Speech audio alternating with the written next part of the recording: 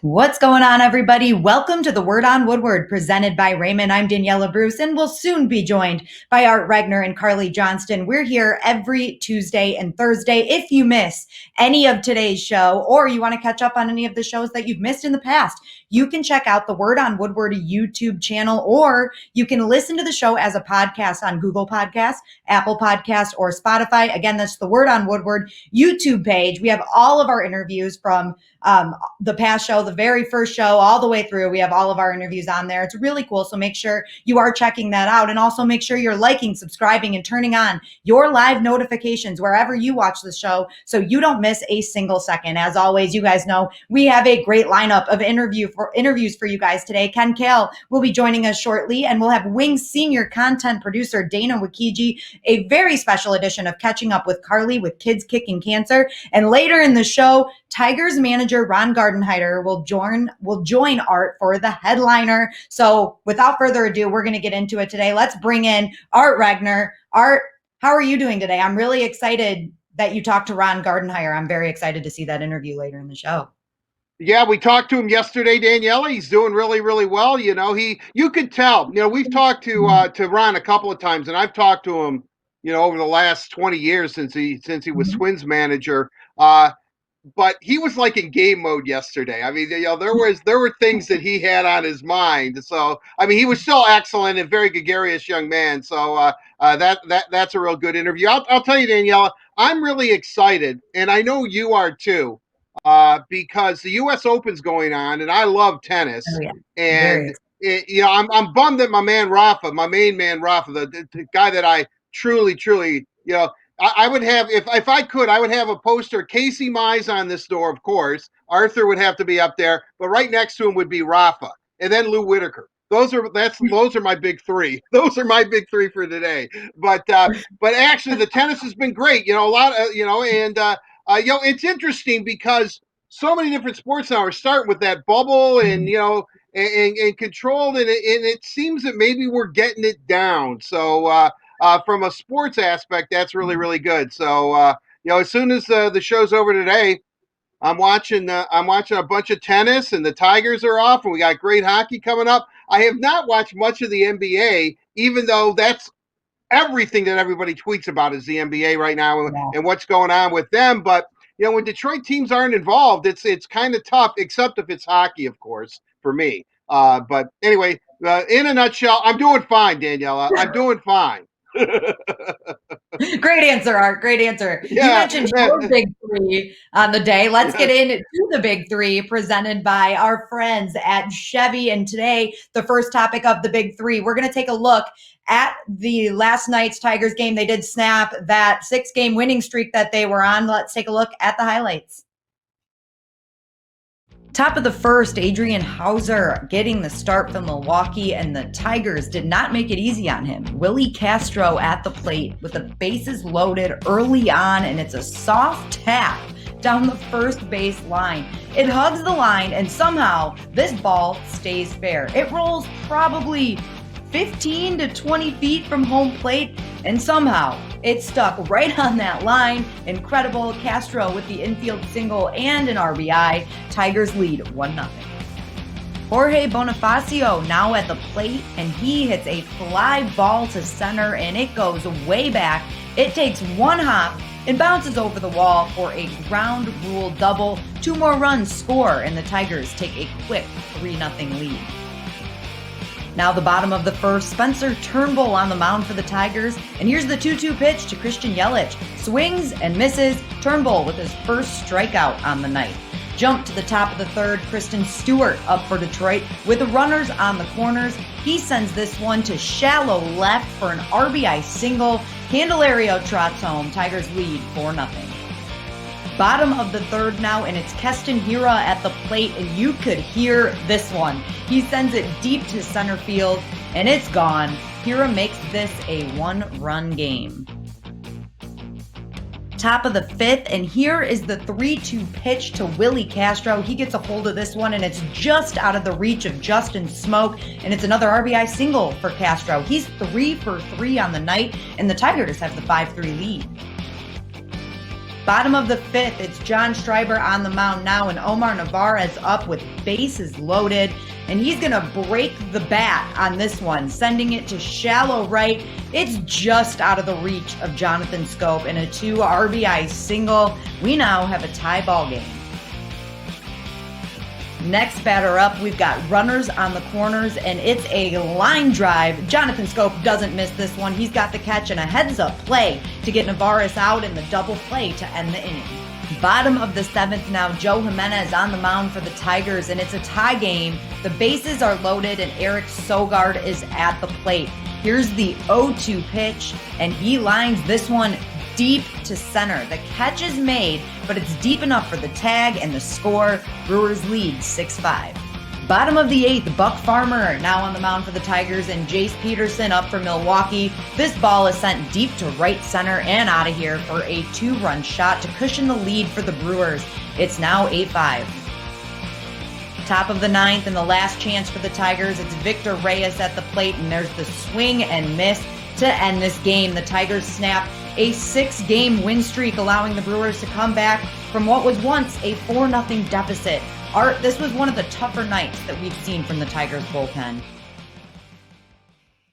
Well, it was a tough night, but I mean, I know Milwaukee only had 6 hits, but when you add in the 10 walks and the 2 hit batters, then you're looking at like 18 hits, or that's the way I look at it. You're still giving them bases. I mean, this was a little bit of a sloppy game by the Tigers. I don't know if it was the umpire's strike zone or not. I know that Milwaukee starter Hauser, he was all over the umpire. That seemed to be something that Gibby was talking about the whole game, and Shep. So just one of those weird games. Should the Tigers have deserved a better fate? Well, look, if you keep putting men on base, and especially leadoff guys, if you're walking and walking and walking, that is going to come back to haunt you, and that's essentially what the Tigers did yesterday. I mean, bullpen kind of let him down. The strike zone was kind of all over the road. It wasn't even consistent. That's the one thing you always hear, Daniella.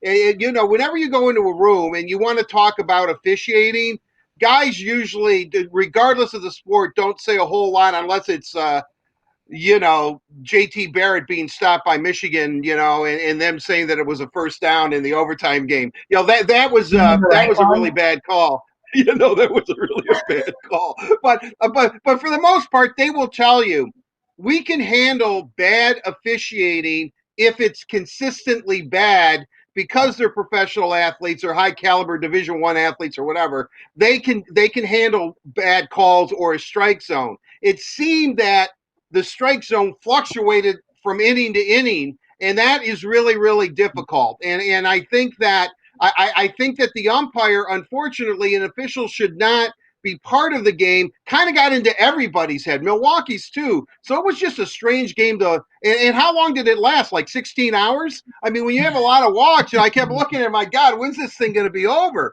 Another ball four, and like, then they're hitting guys. One of those games where, as Henrik Zetterberg used to say, and he said it a lot towards the end of his career, we just have to flush this one out. Just the Tigers flush it out. You're in Minnesota. Have a good off day. The Twin Cities is a nice place, even if you have to social distance. And, enjoy yourselves. You're playing really well. Forget this game. Forget about the umpiring. Forget about all the base on balls. Get back to playing good baseball, because you've got a real tough series coming up against a very angry Minnesota Twins team that you swept last weekend. Definitely. We will talk more about that Minnesota team as we move forward in today's show. We'll move on to our second topic of the Big Three, which, of course, is our Clubhouse notes, where we'll bring in Carley Johnston. Carley, Art doesn't seem too concerned with that Tigers loss last night. What was the read of the room for the team and Coach Gardenhire after that? Yeah, I mean, I think this one was a rare loss for the Tigers. It was an unfortunate game, and like Art said, it felt really long, but not too much really coming out of the post-game media scrums last night. Ron Gardenhire and Spencer Trimble are the only two that talked, but on Gardenhire, he addressed the issue at hand, which is the Tigers are playing way too much defense. So let's hear what he had to say about it in his words.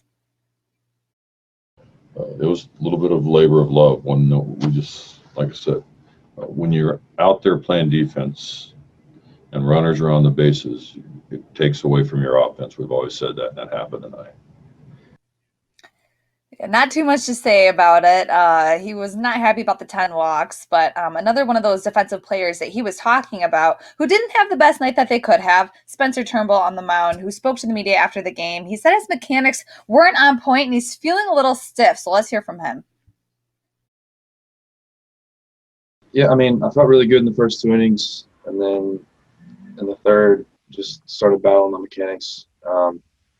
Just started to feel like I was really out of sync. I wasn't getting loaded in my legs the way I wanted to.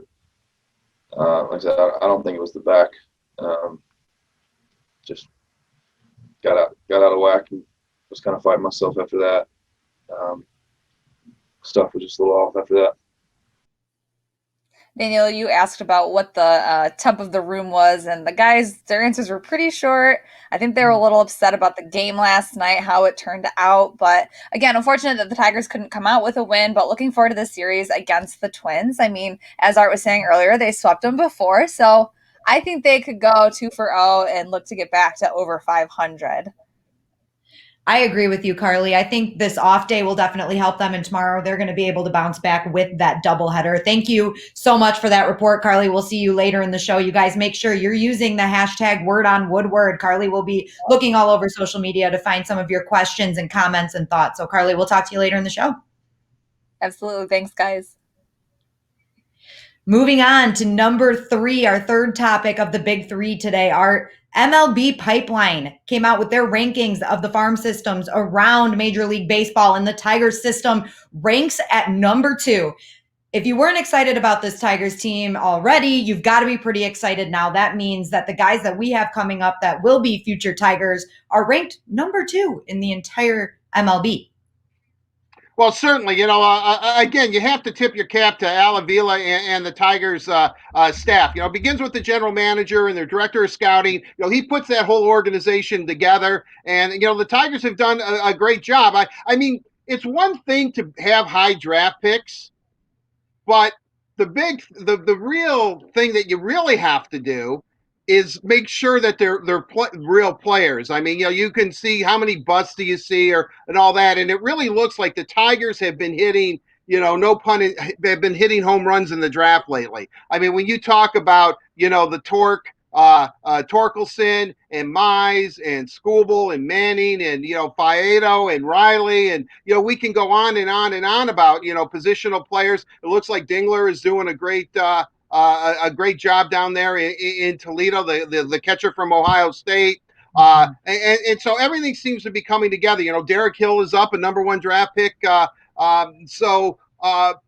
I'm encouraged by it. I'm really, really encouraged by it. And I know we've touched upon this before, but that influx of young talent, you saw how the Tigers were a different team when Paredes and Mize and Skubal came up. That kind of gave them a shot and an adrenaline, a rush of adrenaline to the whole team. And I think that's what they're saying is that, when Riley Green steps onto the diamond in the Old English Tea for the first time, Torkelson, Parker Meadows, we could go Cody Clemens. I mean, look, if we're doing this show 3 years ago, I don't know who we're talking about, what prospects we're really talking about.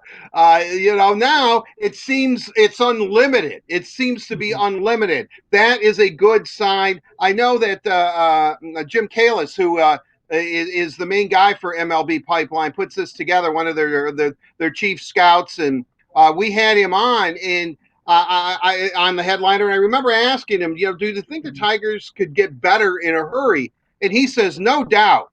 Maybe not next year, but 2 years from now, he actually thinks that they could be contending for playoff position, which is extraordinary. But that, again, that is a testament to this scouting system. Number 2 in MLB Pipeline? Well, I'm a little distressed. Why aren't they number 1? But aside from that, hey, that's great news. That's good news. Help is on the way. That's the most exciting part of a rebuild, which is disappointing sometimes, especially early on, because there's a lot more losses than wins. But when you start to see it beginning to pay off, and we're seeing that with Paredes and Casey, who's going to get his act together. Arthur's going to be fine. And then, and Skubal, who, boy, he got a clue in that second start. And if that carries over, that guy, my gosh, he's looking like a real deal too. So I feel pretty good. That's encouraging news. And Art, as you mentioned, Derek Hill getting the call up. Obviously, it's unfortunate that Jacoby Jones is injured, but when you look at Derek Hill, he was impressive in summer camp. So I'm excited to see what he can bring to the table, and maybe that may even be this weekend. Right. Well, I would imagine, usually it's like baptism under fire. You call a guy up and you want to throw him in there. Derek Hill, as we know, is a supreme outfielder. So maybe, and I know we're going to get into this a little bit later in the show, maybe if he can show any semblance of hitting, then I think he'll start ball games. But at this point, he might be used as a supreme defensive replacement. He's the best outfielder the Tigers have. Mm-hmm. Major league level, minor league level, he is by far the best. He's one of the best center fielders in all of Major League Baseball, if you read these reports. We saw what he could do during some of the practice games or inter-squad games that the Tigers played. But if he can hit, then he's an everyday player. If he can't hit, then he's going to be a defensive replacement. Like you said, Art, we will talk more about the Tigers' upcoming weekend with Minnesota later in the show. That does it for today's Big Three. A big thank you to Chevy for presenting the Big Three. Chevy cares. That is why Chevy Clean dealers are committed to using enhanced vehicle cleaning measures with CDC-approved cleansers before delivering your vehicle after purchase or service. So when you're ready, you can find new roads with confidence. We've got a great show coming up for you guys. Like I said, I'm really excited to hear from Tigers manager Ron Gardenhire later in the show. But right now, we're going to bring in the Red Wings radio play-by-play announcer, Ken Kale, for today's mailbag delivered to you by Little Caesars. Ken, how are you? Again, I feel like I've gone too long without talking to you. I'm so excited to see you. Well, excited to see you and Art as well, Daniella. And, as we keep going, the months keep going by, that just means that we're that much closer to Red Wings hockey. So, the playoffs have been terrific. The Tigers are doing well, and good things are happening here in Detroit. Definitely. And I know you're a baseball fan too, so you've definitely been enjoying this Tiger success here. What's amazing about the Tigers is if you look at the first half, they gave up a ton of runs. I mean, they were winning ball games, scoring a lot, but they were giving up a ton of runs. What's amazing in 6 or 7 of the last 8 games, they've really knocked down that run total against. And I like good, solid defensive teams. If you can keep those runs down to 3 or less a game, you've got a really good shot at winning a lot of ball games. So, the bullpen's been great. The arms have been terrific, so hopefully that'll continue, and hopefully they can make a playoff spot. As you mentioned, Ken, as the days pass, we are getting closer to the start of the next NHL season and Red Wings hockey. Greg from Detroit, but living in California, asks, we're seeing a couple of NHL teams start making deals. Should the Wings be targeting anyone? Obviously, you do want to target some unrestricted free agents, but I think what we have to take a look at is, where are the Red Wings at right now in their rebuilding mode? And right now, I think what's most important is concentrating on the draft and trying to get Red Wings who are going to be future stars in the years to come. Now, with that said, when you look at unrestricted free agents, what does that mean? Well, unrestricted free agents, they want 2 things. 1, they want a boatload of money, and 2, they want long-term to their deals. Now, are those types of players going to want to come to Detroit? Probably not, because the Red Wings aren't going to be willing to do that with those players. But why blame those players? You can't blame them. They played their careers right now. You got to make hay when the sun shines, and this is their opportunity to really cash in and make a ton of money and get a long-term deal. I think if you're the Red Wings, you do have to target some players that are going to help your team, but you have to look at players, I think, that are not making a lot of money and not asking for a big raise. Now, I'm going to throw a couple names out. It doesn't mean that the Red Wings are looking at these players, but what I mean is take a look at Jesper Fast. Jesper Fast makes $1.85 million. He's a guy that you might be able to snare for a halfway decent raise and short term. The other guy is Kyle Clifford, big, strong forward. He could probably help your team. He's at $1.6 million. He's a guy that, isn't going to make a ton of money. You could probably sign him for 2, maybe 3 years, and you can benefit from him. So those are the types of players that I think the Red Wings should target or are going to target. The other part is the middle part. And you look at guys like Evgeny Dandonov. Dadnoff rather, $4.4 million. He's going to want a substantial raise. Now, the Red Wings do have cap room. I mean, they really do because of expired contracts. Dadnoff's the kind of guy that could really help your club. If you're willing to give him a substantial raise for short term, he could fit in. Tyler Toffoli's another one. I always liked the way he played. $4.6 million, a little bit of a raise there. Maybe you could snag him and get him over to Detroit. But again, you got to keep in mind the focus of where the Red Wings are at right now. They want to build through the draft. They don't at this point in time want to throw out a boatload of money for long term. And if they want to target players, they're going to have to target players for the short term and try to plug the holes on this Red Wing team. So really, Ken, it's about kind of bridging that gap, right? You're trying to get these young guys developed and everybody up and playing on the Red Wings team. So no long-term contracts. You want guys that are going to help you bridge that gap that they face right now. So they might be a little bit more competitive, but no long-term deals is what you're saying.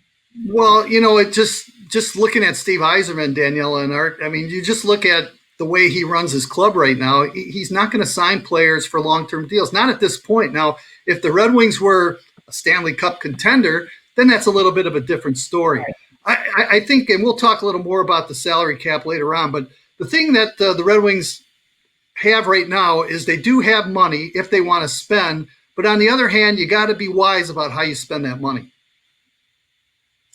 All right. Yes, we will talk more about that later in the mailbag. We have a really good question about it. But right now, Art, your question is Tigers related. Alex from Perrysburg, Ohio asks, it's a shame to see the Tigers lose Jacoby Jones, especially after trading Maven. How do you see the outfield looking now? And I know we touched on this a little bit in the Big Three. Well, I think right now Victor Reyes, who has made some outstanding plays in center field, is probably going to be the everyday center fielder. I would then assume either like Travis Demerit might play right field, and then you're going to have Christian Stewart and Jorge Bonifacio play left field. Now, where does that leave Derek Hill? I think, and there you see Reyes. Look at that catch. I mean, that's one of the best catches you're going to see all season long. He's been just a tremendous pickup for the Tigers, he being Victor Reyes. And then I think that, I think Ron Gardenhire is going to go by gut and feel. There's the other great play that he made, stretching his whole body out. And, when a guy makes a play like that, you always think, is he going to land on his wrists and break it? But, but that was pretty good. That was really kind of guarded when I saw that. So I guess what I'm saying is the key, as I said earlier, will be Derek Hill. Derek Hill is going to play. They're going to play, but is he going to be a defensive replacement?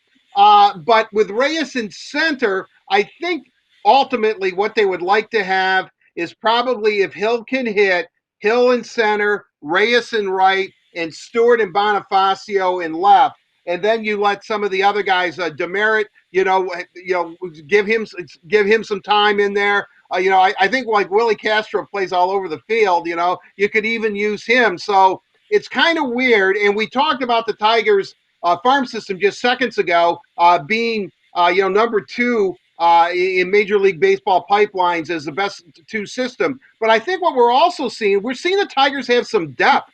And that's a good sign. So even though Jacoby Jones is injured and gone, and they traded Cameron Maben to get more depth into their infield with Short that they got from the Cubs, I think that this isn't a bad situation. But I think the key and would make lessen the blow of Jacoby Jones is what is Derek Hill going to do when he's up at the plate, because we know he can play the field. So right now, I would say Reyes in center, probably Demerit in right, and then Christian Stewart and Bonifacio rotating in left. I think that might be what they're going to do every day. Give Hill a chance, see what he can do. Again, I know I'm being real redundant here, but if he can hit, then maybe you move Reyes to right and move Hill to center, because that is his position.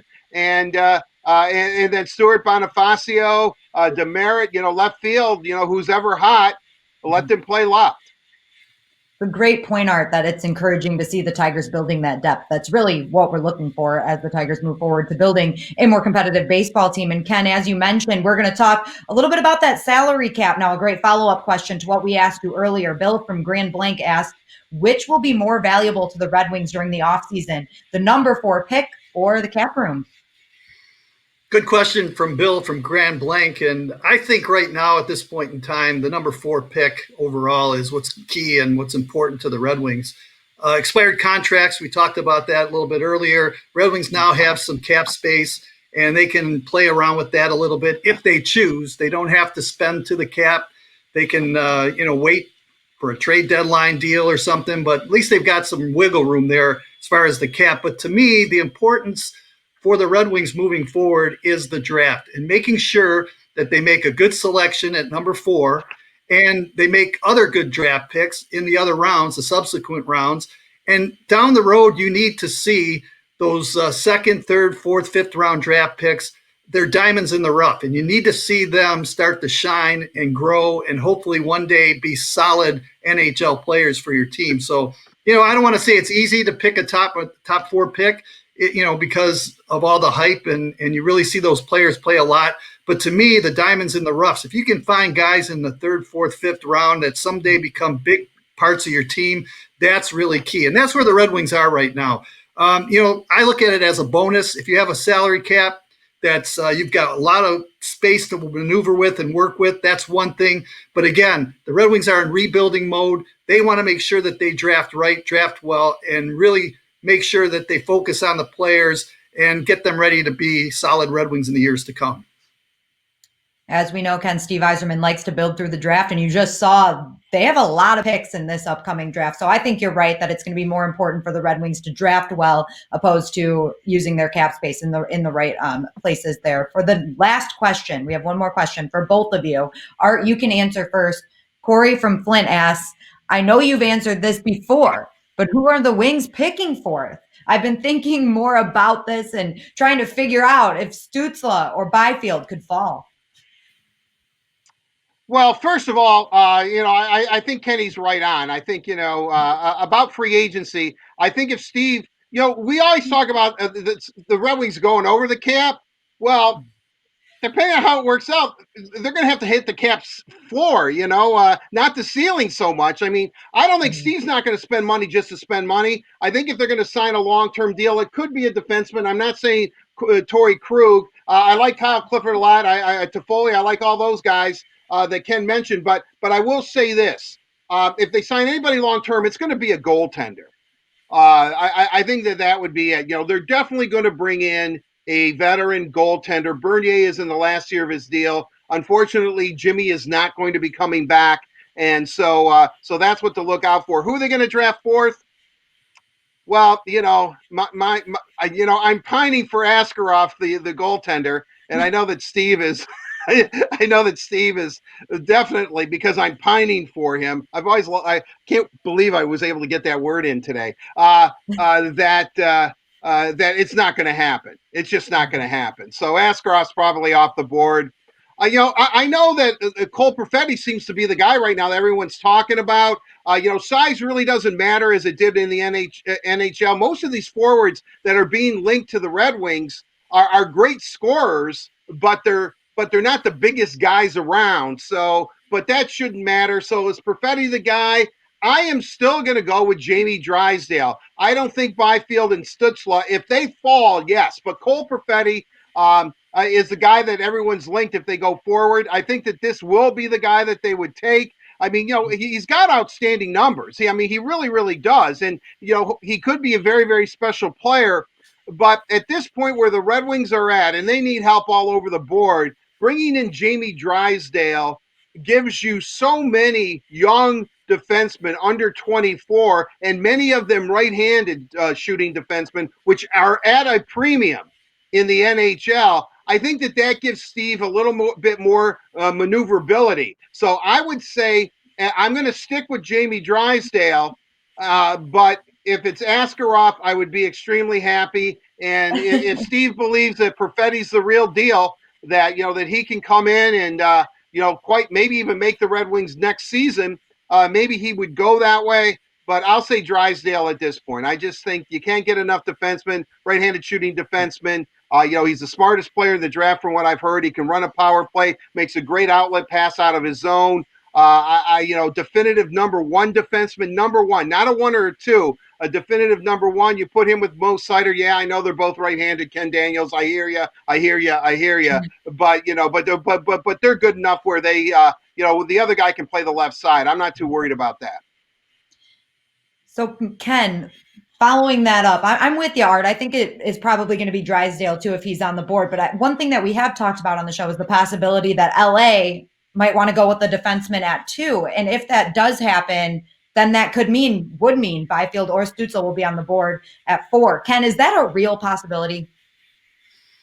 Yeah, it's a real possibility. Anything can happen, but that's where you have to have a plan A, B, and C to see what happens. Then, if Drysdale goes 2, then obviously you've got a good opportunity to pick up 2 pretty solid players in Byfield and Stützle. So, it works out. The Red Wings are going to get a pick. I mean, they're going to get a really solid player at number 4.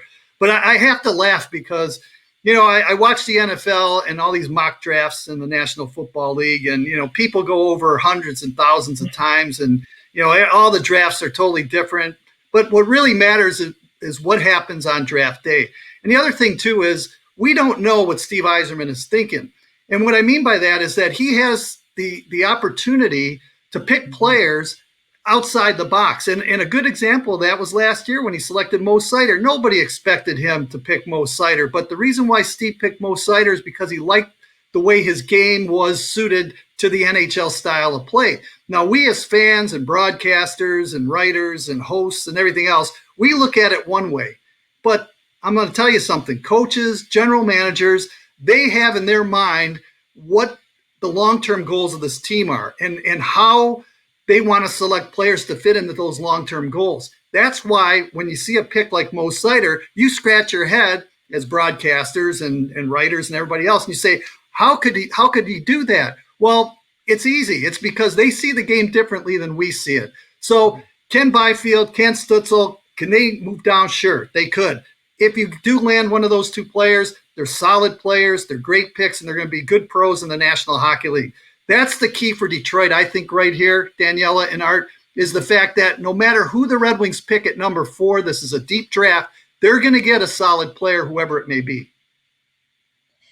Art, we've kind of talked about this too, how that 4 spot really opens up. And that's why I had to ask Ken if Jamie Drysdale does go early, are we taking Stützle or Byfield? But you've also mentioned Marco Rossi, Cole Perfetti. There is just a plethora of players that could go at that 4 spot. Right. Don't forget about, Lucas Rehmann, who's getting a lot of play right now, too, the Swedish forward. I could agree more with Ken. You really don't know what Steve's going to do. So if he's going to go outside the box, the biggest outside the box pick, of course, would be Askarov, the goaltender. You're not getting up on that, are you? Not happening, Art. No, when we do our draft day show on October 9th, I'll still be until Steve goes up there, or I guess we'll go to his house, here in the Detroit area, and says, we're picking Stützle. Hey, look. I mean, I've been on that train. I am. I wish I was really good buddies with Drew Doughty, because I'd be calling him every day saying, "Look, man, you need to mentor somebody. You need to mentor a young defenseman." And I think Jamie Drysdale's the guy. You got to get on the horn to Lucky Luke and and tell him, "Look, you guys, we got to draft. We've got to draft Drysdale. We've got to draft Drysdale." But I don't know if that's going to happen. I mean, look. I just think, as much as I would like that to happen, because Byfield or Stützle, especially at 4, I mean, that's a great haul for the Red Wings. That's a great pick for the Red Wings. Not that Drysdale wouldn't be, but those guys, those 3 forwards are so much supposedly really a cut above. You have 1A, 1B, 1C, and then there's a big line drawn across it. Well, those 3 guys in that 1A, B, and C category are Lafreniere, as we know, Byfield, and Stützle. That's why I don't think LA is going to do it. LA is looking for somebody for Kopitar too, to replace Kopitar. That guy could be Byfield. I think the way it's going to play out, is Lafreniere is a Ranger, as we know, and I know Gary Bettman's doing cartwheels down Broadway on that one. And then I think Byfield is going to be good. I think Byfield will go to the Kings. Stutzla goes to Ottawa, so we're going to see him a lot. And then I believe Jamie Drysdale. The way this board is put together, I think that's how the top four is really going to go out. If Steve throws a monkey wrench in it, maybe he goes to Perfetti if he really likes one of the forwards, because they do need goal scoring. And then if he really wants to think outside the box, he'll be at his home. He'll be sitting there, be in his Red Wing gear, and the Detroit Red Wings draft with the 4th pick. This is for you, Art, buddy. Yaroslav Askarov, Soviet Union. Oops, not the Soviet Union. Unless he has a mind, unless he trips and starts thinking about the Cold War. He just watched like a movie or something, a documentary on the old Soviet Union. He would say Russia, of course. Well, as Ken mentioned, the Red Wings are going to get a great player at that number 4 pick. And you guys, that draft is sneaking up on us. October 9th, of course, we'll be here breaking all of that down for you. Ken, thank you so much for taking the time to join us today. It's always great to chat with you. All right, Daniella, Art, always good talking to you guys too, and we'll catch you down the road.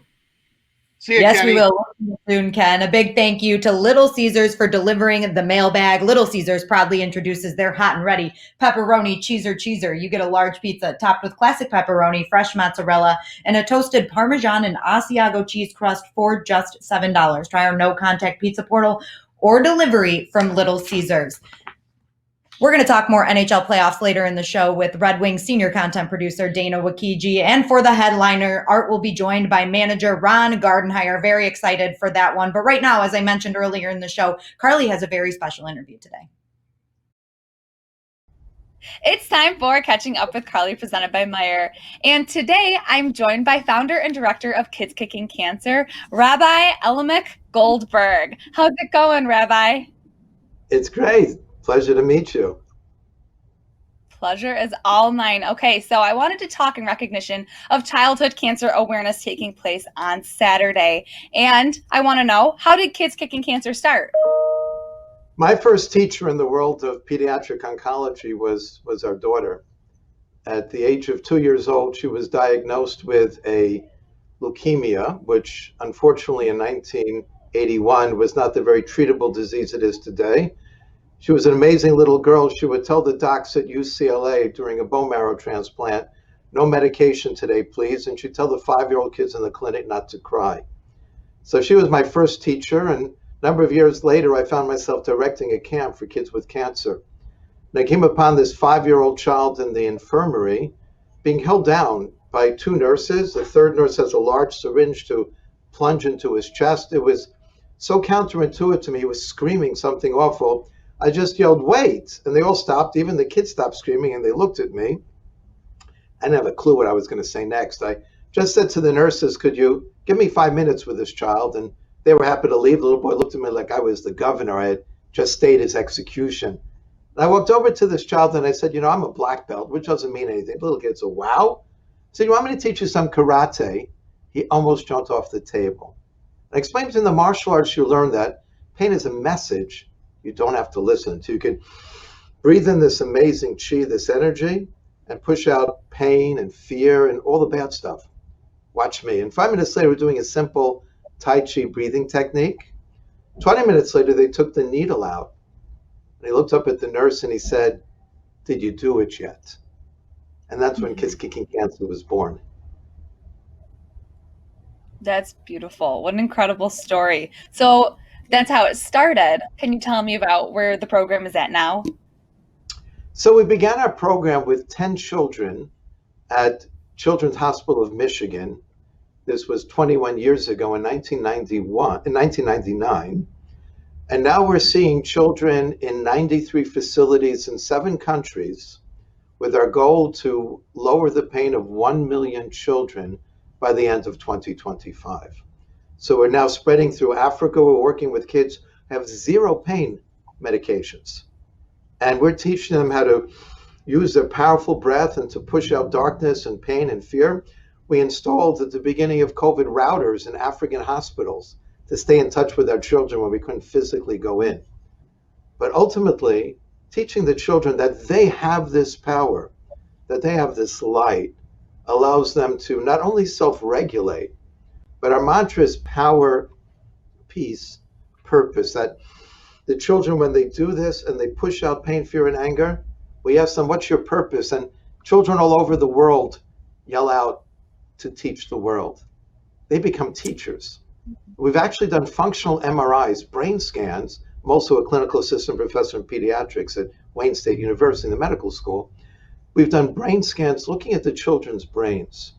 After 4 interventions, the centers, the amygdala, the posterior cingulate cortex of the brains that indicate pain and fear and anger, they change. Why?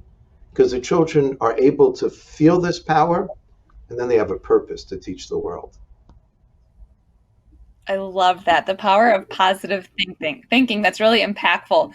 Speaking of impact, you kind of explained to us the scientific way it helps, but what's the impact on the children personally? When these children know that they are world-class teachers and their pain is lowered, all of a sudden their lives change. Rather than becoming victims of a disease, they actually become victors. And for all your viewers, this is not just for children with cancer now. We've created a hero circle with children of all different challenges. Even going into the cities and working with children who have toxic stress response, we teach them that they can bring in this light. They're actually helping our kids with cancer. So that gives them a purpose. And we've created this ability for them to do the breathing, and then we show them that they can regulate, so they recognize that I'm the boss of my brain, that they can take control. We've even done a study with heroin and fentanyl addicts. We're just ready to publish our study, where they were inspired by our children how to breathe in the light, blow out the darkness, and self-regulate. We've literally had people walking on the streets of Detroit to get their fix for heroin, get a message on a phone app from the children that says, time for your breath break. They breathe in the light and they blow out the darkness. Then they take control over their beast. They thank the children on the app, and they've walked away from the heroin. Wow, that's incredible. So with that, what are some messages that these children can bring to our viewers? I want to tell you the story about a boy by the name of Bernard. There's a group called the Optimists. They make a wonderful party for us every year. And there's probably a group called the Pessimists as well. Those are optimists with experience. But the Optimists made a party for us, and this goes back 3 years ago. And Bernard, not yet 11 years old, is being pushed by his twin sister to the front of the audience. And he asks for the microphone. In a loud voice, he says, "Hey, my name's Bernard, and I want to thank all you optimists for making us such a great party. And I want to thank Kids Kicking Cancer. You guys are our family. But I want to teach you what they teach us in Kids Kicking Cancer, because every one of our kids is a teacher. I want to teach you how to breathe in the light and blow out the darkness. And I want you to know, no matter what you face in your life, you can breathe in the light and blow out the darkness." And then he proceeds to teach them our breath break. And he says, remember, no matter what you face in your life, you can breathe in the light and blow out the darkness. And then they gave me the microphone, and I had to take a breath break myself, because we all know that Bernard's mom ran away when he was a little baby. His dad died when he was 8 years old. His uncle died when he was 9 years old. And that was here he was diagnosed with an inoperable brain tumor that was slowly stealing any movement from his body. And this little child in the wheelchair with those beautiful smile is telling everyone there, no matter what you face in your life, you could breathe in the light and blow out the darkness. After I took my own breath break, Carly, I said to the audience, I want you to know, Bernard Johnson just defined optimism. But optimism does not mean that everything is going to be great. It means we could respond to everything with greatness. And that's what the children of Kids Kicking Cancer teach every single day. Wow, that's absolutely incredible, Rabbi. You're definitely making a difference in these kids' lives, and in turn, they're making a difference in other people's lives. How can people get involved? How can people help out with Kids Kicking Cancer? Please come to our website, kidskickingcancer.org. Kidskickingcancer, one word.org. Plenty of opportunities to learn from the children, at the same time help us lower the pain of millions of children across the planet. Beautiful. Rabbi Goldberg, thank you so much once again. I really appreciate your time. My pleasure. Power, peace, purpose. I love that. I will always remember to breathe in the light and blow out the darkness. I really appreciate you spending the time to talk with me today on Catching Up with Carley, presented by Meyer. Rabbi Goldberg, keep up the good work. I love what you're doing for the kids.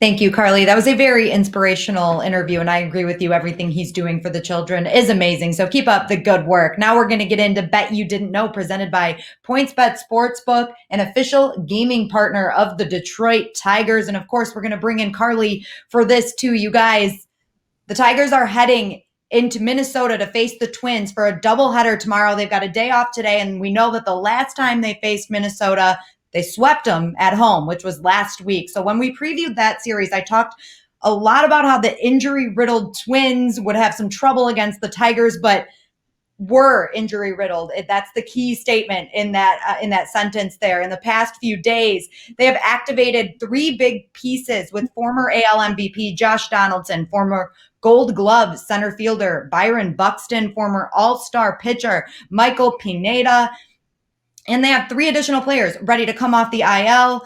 That's just amazing that's such a long list of players, and really notable players at that. So Art, with 5 games, I'm sorry about that, 5 games coming up against Minnesota, what sticks out to you heading into this weekend? Well, I think what's really sticks out to me is the Tigers' offense. I know we've talked a lot about pitching, and rightly so, but they've won 6 of their last 7 games. And Tuesday's 12-run outburst, it marked the 4th time this season that the Tigers have scored 10 or more runs in a game.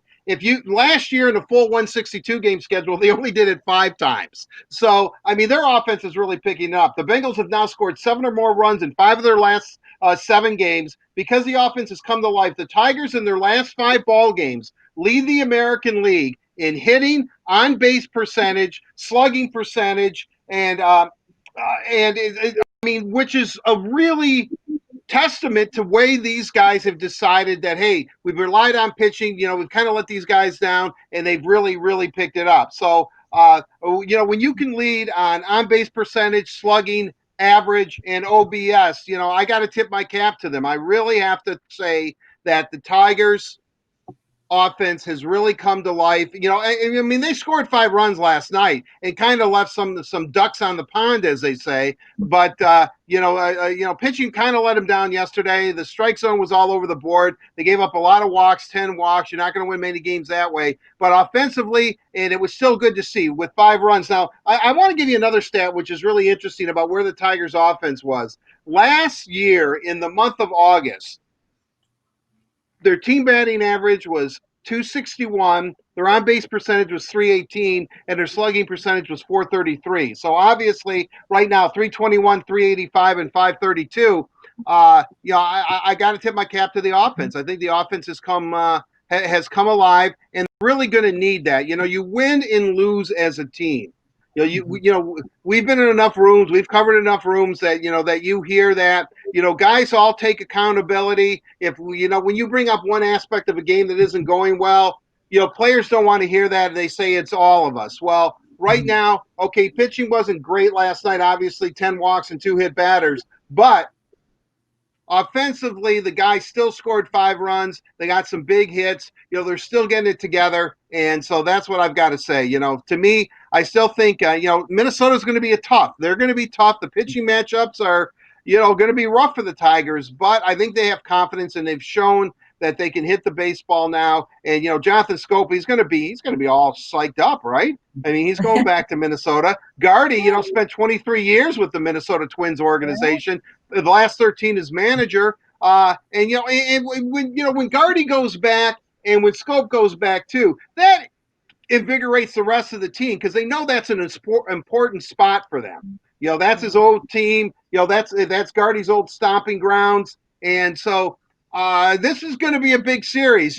What's great about it is, and from here on out until the season ends, and hopefully it ends with a playoff run by the Tigers or a playoff berth, every series they're playing right now in this 60-game schedule is absolutely huge, and none is larger than this one with the Twins. So the hitting has to continue. I think it will.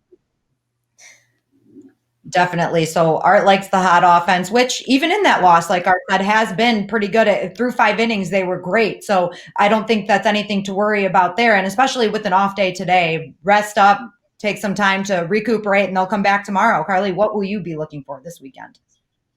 Well, of course, like we've been saying from the top of the show, I'm looking for a repeat of last weekend. The Tigers have a doubleheader coming tomorrow, and just like last Saturday, they're going to have Matthew Boyd on the mound for game one of the seven-inning game, especially in the of 12 games in 10 days. Oof. They are hoping for a repeat performance with Matt Boyd going 6 innings, allowing 1 run with 6 strikeouts and 0 walks. So it would be a different story than what we had last night. And one other note about the Twins is that they are in the bottom 3 in slugging against lefties. So I like the matchup of Boyd against the Twins. It's looking good for me. Carly, do you notice any other good pitching matchups for this weekend? Well, I mean, my only advice would be to avoid pitching to any players with Nelson or Cruz in their name. We can see a little bit of pattern there. But he's been a thorn in the Tigers' side for years. But all kidding aside, the Twins will see all the Tigers pitching. So you look to carry the confidence from last weekend with Daniel Norris, who's been playing well, and Tyler Alexander pitching well, and Skubal getting his first career win. And cheers, here's from Casey Mize hopefully getting his first career win on Sunday. Definitely. It's going to be an exciting pitching rotation for the Tigers this weekend. Art, let's go back to the X Factor. We talk about this in every show, and heading into this series with Minnesota starting tomorrow, who is going to be the X Factor for the Tigers? Well, I don't know if you guys are big fans of Pick the Stick, what they do on Fox Sports Detroit before every game, and how our good buddy Matt Shepard is always picking Jonathan Scope and has like a 30-point lead. My Jonathan Scope, in honor of Shep, and my X Factor, and you can pencil this in, he's my X Factor for the whole season, is Victor Reyes. Victor Reyes is the X Factor. I just absolutely love this guy. And get this, when he's down in the count 0-2, his batting average is 412. 412 with 2 strikes. I talk about Lou Whitaker all the time, why I like Lou so much. I always thought he was the best 2-strike hitter I've ever seen. And he led off, and Reyes has been leading off for the Tigers too. I mean, he makes contact. 412 on an 0-2 count is absolutely fantastic. In that 12-1 victory over the Twins, and I want to make sure I got this right, so I actually wrote this out on my computer, which keeps freaking out on me. So give me a second here. He in the 12-1 victory, he was 4-6 with a double, a home run, and a career high 5 runs batted in. Reyes has hit safely in 11 of his last 12 games, and he's batting in that span. He's batting .312, on base percentage of .348, slugging .516, with 20 hits, 2 home runs, and 10 RBIs over that stretch. With the way Reyes has been on fire and his impeccable defense, I know I said Romine's the MVP of the Tigers. I'm almost going to switch it to Victor Reyes. I mean, this guy has been absolutely fantastic. He's been a godsend. Sometimes you need players to carry a team. And with his bat and with his leather, or with the glove, Victor Reyes has been able to do that. Not bad for a Rule 5 draft pick. Take it to the bank, Daniella. Take it to the bank, Carly. I know you both, you love to gamble. You're all excited about PointsBet Sportsbook being our new sponsor here. So, I'm telling you right now, Victor Reyes is definitely the X Factor. I love it. I love that you're passionate about it, but you've seen how well Shep has been doing with Jonathan Scope, right? So that didn't, persuade you in that direction at all? Well, Scope is a ball player. He's hit over 20 home runs the last couple of seasons. He's been a wonderful find. Just imagine if CJ Cron were healthy, what that side of the infield would look like. Because the Tigers have suffered some big losses, yet they're still playing good. Which goes back to my point before, is that there's depth on this ball club. Why are they better this year? And I know it's COVID-19 has changed everything, but in a 60-game schedule, they're showing that they have depth. I mean, you trade Cameron Maben, you lose Jacoby Jones, you lose a CJ Crone from last year's team. They might have set the American League record for losses. They set it, several years ago at 119. They had 114. You lose that. Those would be devastating losses. And they are. And I'm not taking anything away from those players or anything, from trading Maben away. But what I am saying is that there's still hope. There's still a ray of light. They've got to continue to play better. That's why the offense is key. Pitching has to pick it up a little bit. The starters, maybe, and that's going to happen. So, I mean, that's a good sign. That's what I really like about this Tigers team is that, they have suffered some really guys, Jordan Zimmerman goes out for the whole year, Ivan Nova, boom, he's gone too, and yet, they have the young kids step in. I mean, that would be devastating. That's devastating for a lot of clubs, and it's not for the Tigers. It really isn't if you think about it. They're 17-17, and all the injuries that they've had, all the bad luck that they've had, some of the inconsistencies in their game, which is baseball. Baseball, there's inconsistencies, all the time. But what I'm saying is this is a good sign. You then you throw in, another guy who's, a kind of an X factor too is Willie Castro. Yeah. Willie Castro, where can't he play? I would be surprised if the Tigers keep walking batters, if Gardy doesn't come out to the mound one time and Castro's playing third and goes, here, you can do just as well as these guys. You're a pitcher now, I mean, he's that versatile, and he's almost like a Rule 5 guy too. So, I'm encouraged by what I'm seeing from the Tigers. Now, the bottom could fall out, and next week at this time, they could be on a prolonged losing streak. I don't think that would happen, but I'm not disappointed. The Tigers have given me enough entertainment right now and a lot to look forward to in the future. That regardless of how this season ends, I mean, and there's I can't believe that. How many games left are there? Like 26 or something. I have to do my math. Well, you didn't go to Michigan State, so if you need to bring out a calculator, Carly, go ahead.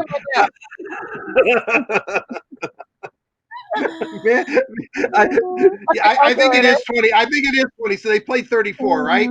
Add 34 and 26. What do you get? Stop it, Ara. 60. There you go. Whoa. Oh, you said that with such conviction, Daniela. Well, I thought you were trying to trick me for a second, so I had to make sure that I was confident enough to, I don't know. I always have to think about with you, Art. You might be like pulling one on me or something. I don't know. I had to make sure. I have to give you props. That was quick math. So I have to give you props. Yeah, well, I did a math problem correctly, so that's where we're going to stop this segment for today. That Bet You Didn't Know. Bet You Didn't Know is presented by PointsBet Sportsbook. The PointsBet Sportsbook will have the latest odds at pointsbet.com. PointsBet is the official gaming partner of the Detroit Tigers. Download the app and follow PointsBet USA on social media for more information. We're going to talk some more social media with Carley Johnston right now. Carley, what have you seen around the social media world?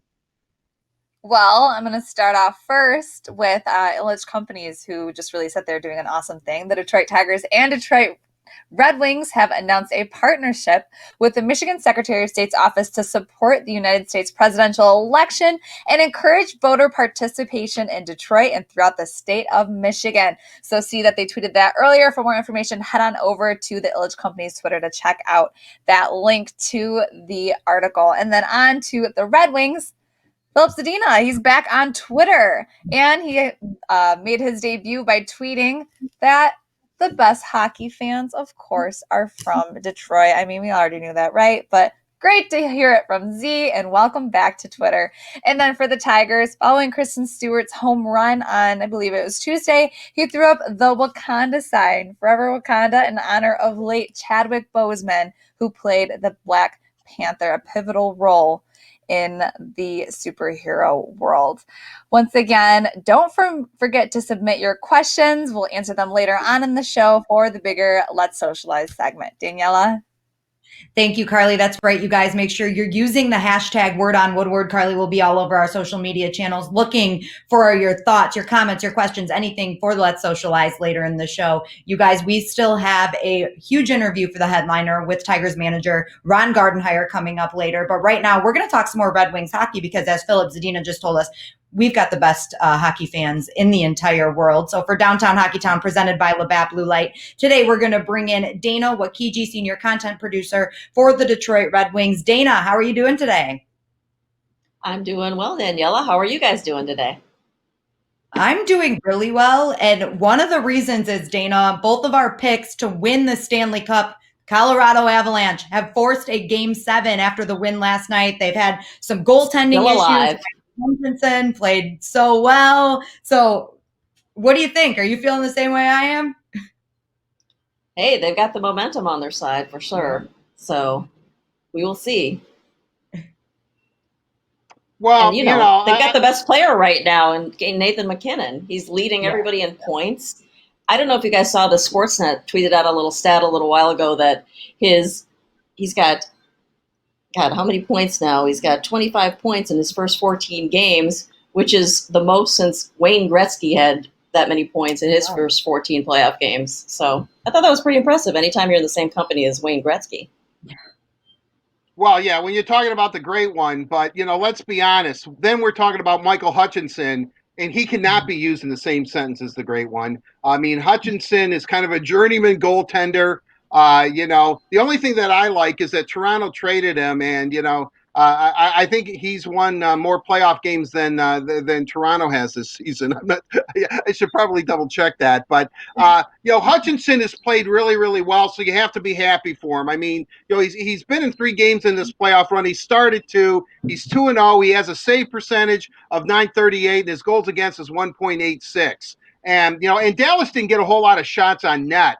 And I don't know if the Stars are starting to feel it or not. They're not known as a really offensive juggernaut, but Hutchinson has really lived up to the billing. This tweet here, his first 2 career postseason wins in games when facing elimination: Jacques Plante, Robbie Moore, Frank Pietrangelo, Wade Flaherty, Manny Fernandez, and Michael Leighton.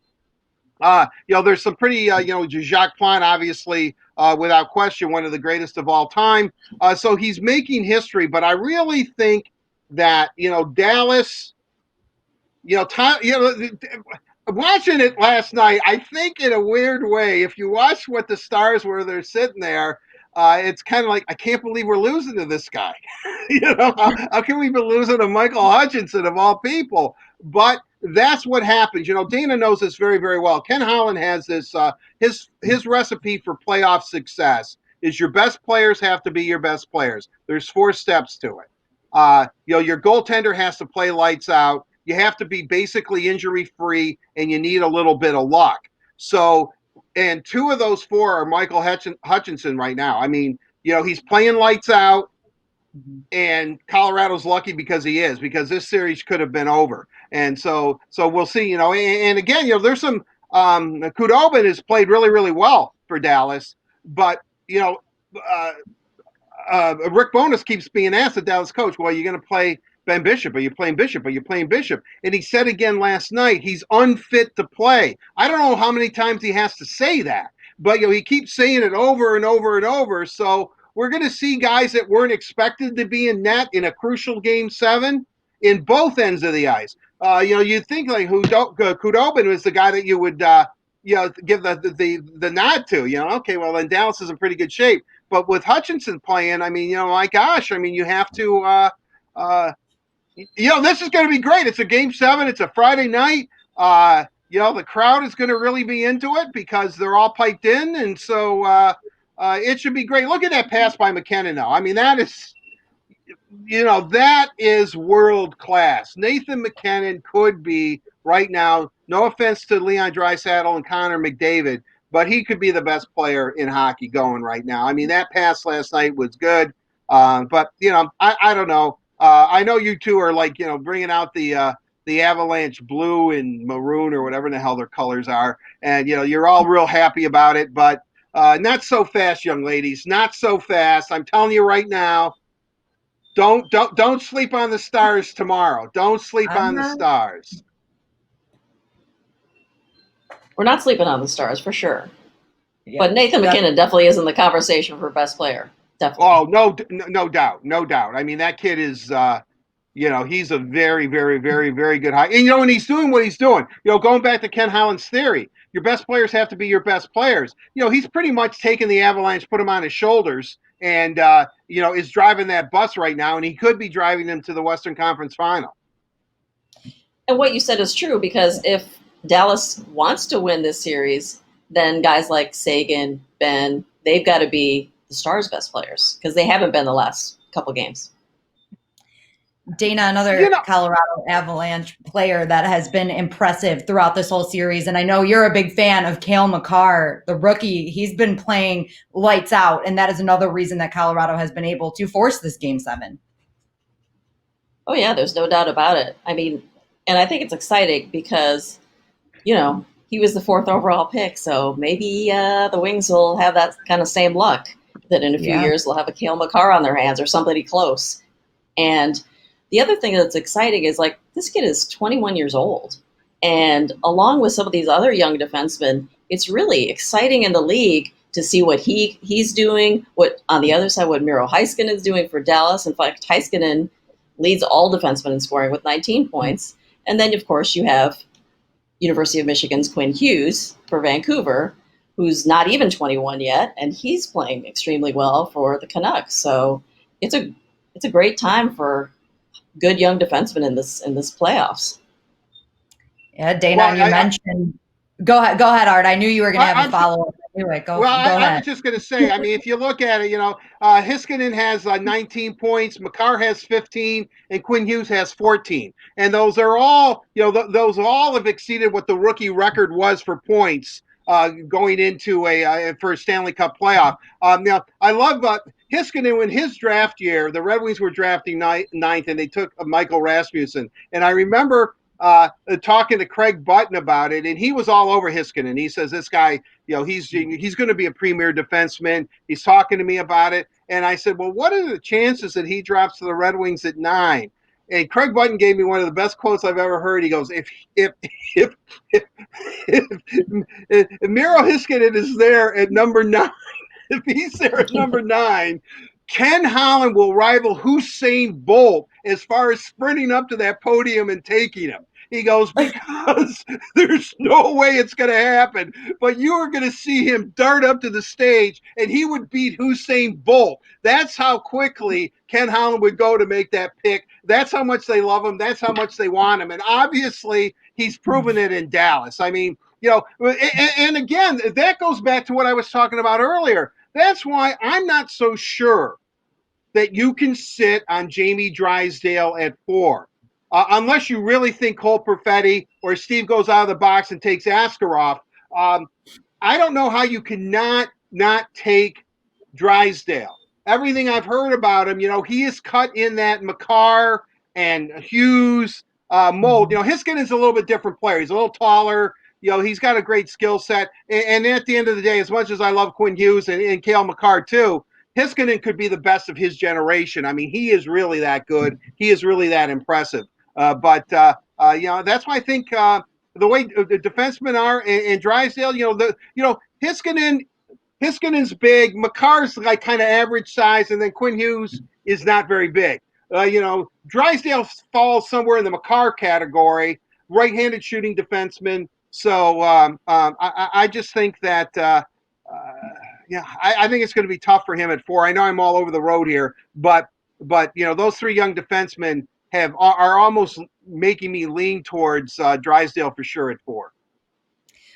Dana, let's use that as a little bit of a transition. Talking about Quinn Hughes, and we're talking about Vancouver and Philadelphia. They both managed to stay alive. So those 2 teams will be playing tonight. Of those 2 teams, I know you liked Philadelphia a lot too.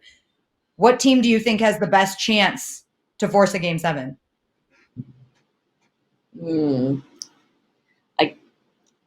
Really, it depends a lot on the goaltending. Like, whatever goaltender has the hottest night, of course, that's the one that's going to win.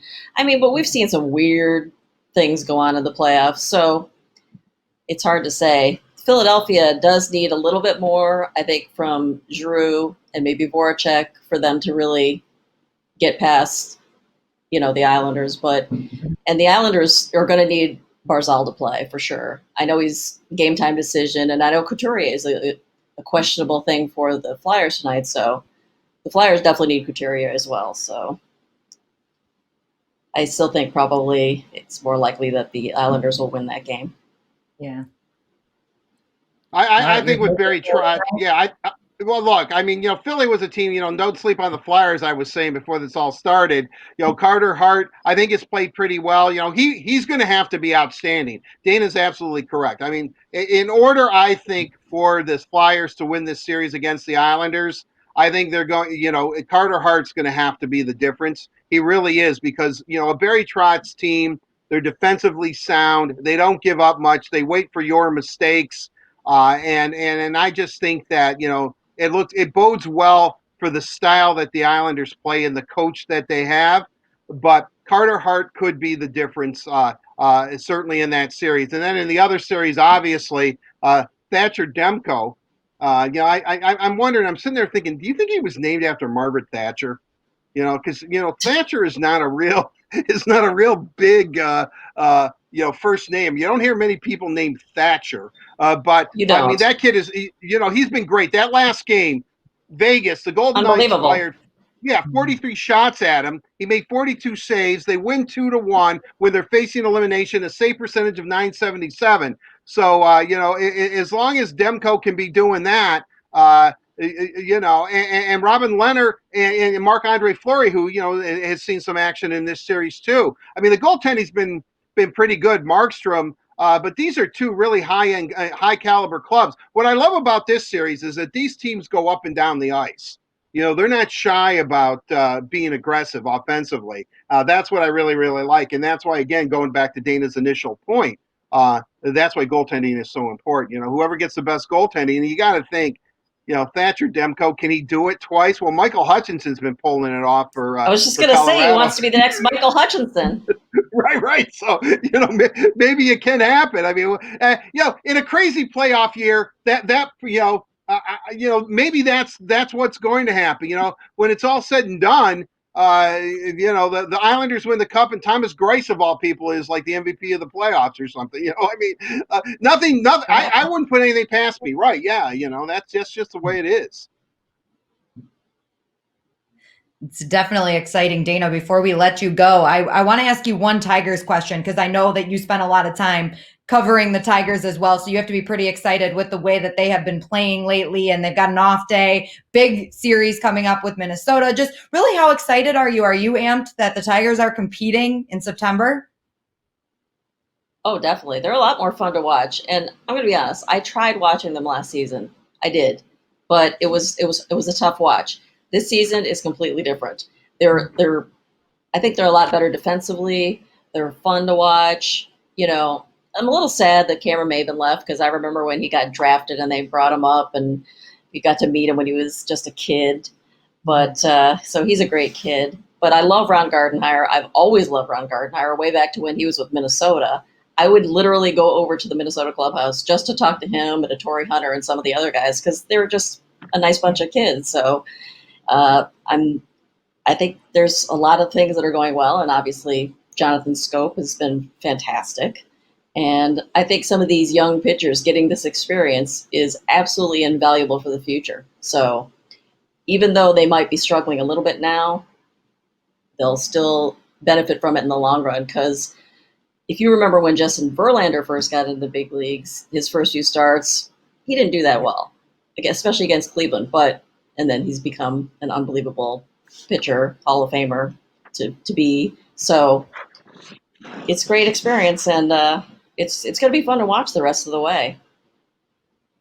It is. We're excited. And Dana, thank you so much for taking the time to join us today. It's always great to catch up with you. And we will definitely be having you back to talk more about the NHL playoffs. So again, thank you. And a big thank you to Labatt Blue Light for presenting Downtown Hockeytown. Labatt Blue Light, refreshing Canadian Pilsner. Visit your local retailer when safe to pick up some Labatt Blue Light. Tigers fans, we've still got a lot of baseball to talk in this show. Of course, manager Ron Gardenhire will be joining Art for the headliner later. But first, we're going to get into Brush Street Beat, presented by McLaren Healthcare. And we are just going to take another look at this series with Minnesota coming up for this weekend. And Art, the first thing I want to talk about with you is the pitching rotation that we are going to see against Minnesota. And Matthew Boyd, obviously, getting the start tomorrow in the first game of the doubleheader. Remember, the doubleheader games are 7 innings. We're not sure who will be starting that second game, but Saturday we'll see Tarek Skubal. Sunday we'll see Casey, better known as Arthur Mize, and Monday Michael Fulmer, who will probably be another piggyback start.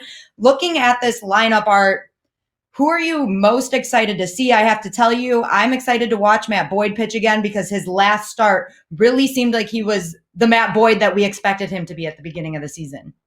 Really, if you look at his last 3 or 4 starts, you can see him slowly coming out of it, and maybe he's arrived. Obviously, it is Matt Boyd. I mean, he's going to set the tone for the Tigers. If he can go deep into this game, and remember those 7-inning games, he could pitch a complete game if he's really on and shutting the Twins down. I mean, that would help out the Tigers bullpen, and then I think it would make it a little bit easier for Gardenhire to decide who is going to start that second game. That's kind of a question mark right now. And I think a lot of it depends on what the Tigers are going to do with that second game, is how well Matt Boyd pitches. If Matt Boyd pitches well and continues on the trajectory of going up where he is right now, I think that, it would be great to start off a 5-game series with the Twins with Matthew Boyd pitching very, very well and leading this team to a victory. I think that sets the tone. That takes the pressure off of Skubal. That takes the pressure off of Mize. Fulmer and Norris, that seems to be enough. I like the way that's working out. The last time out, they had 11 strikeouts combined. So, Fulmer slowly but surely, he's not going to be where he wants to be. We know that.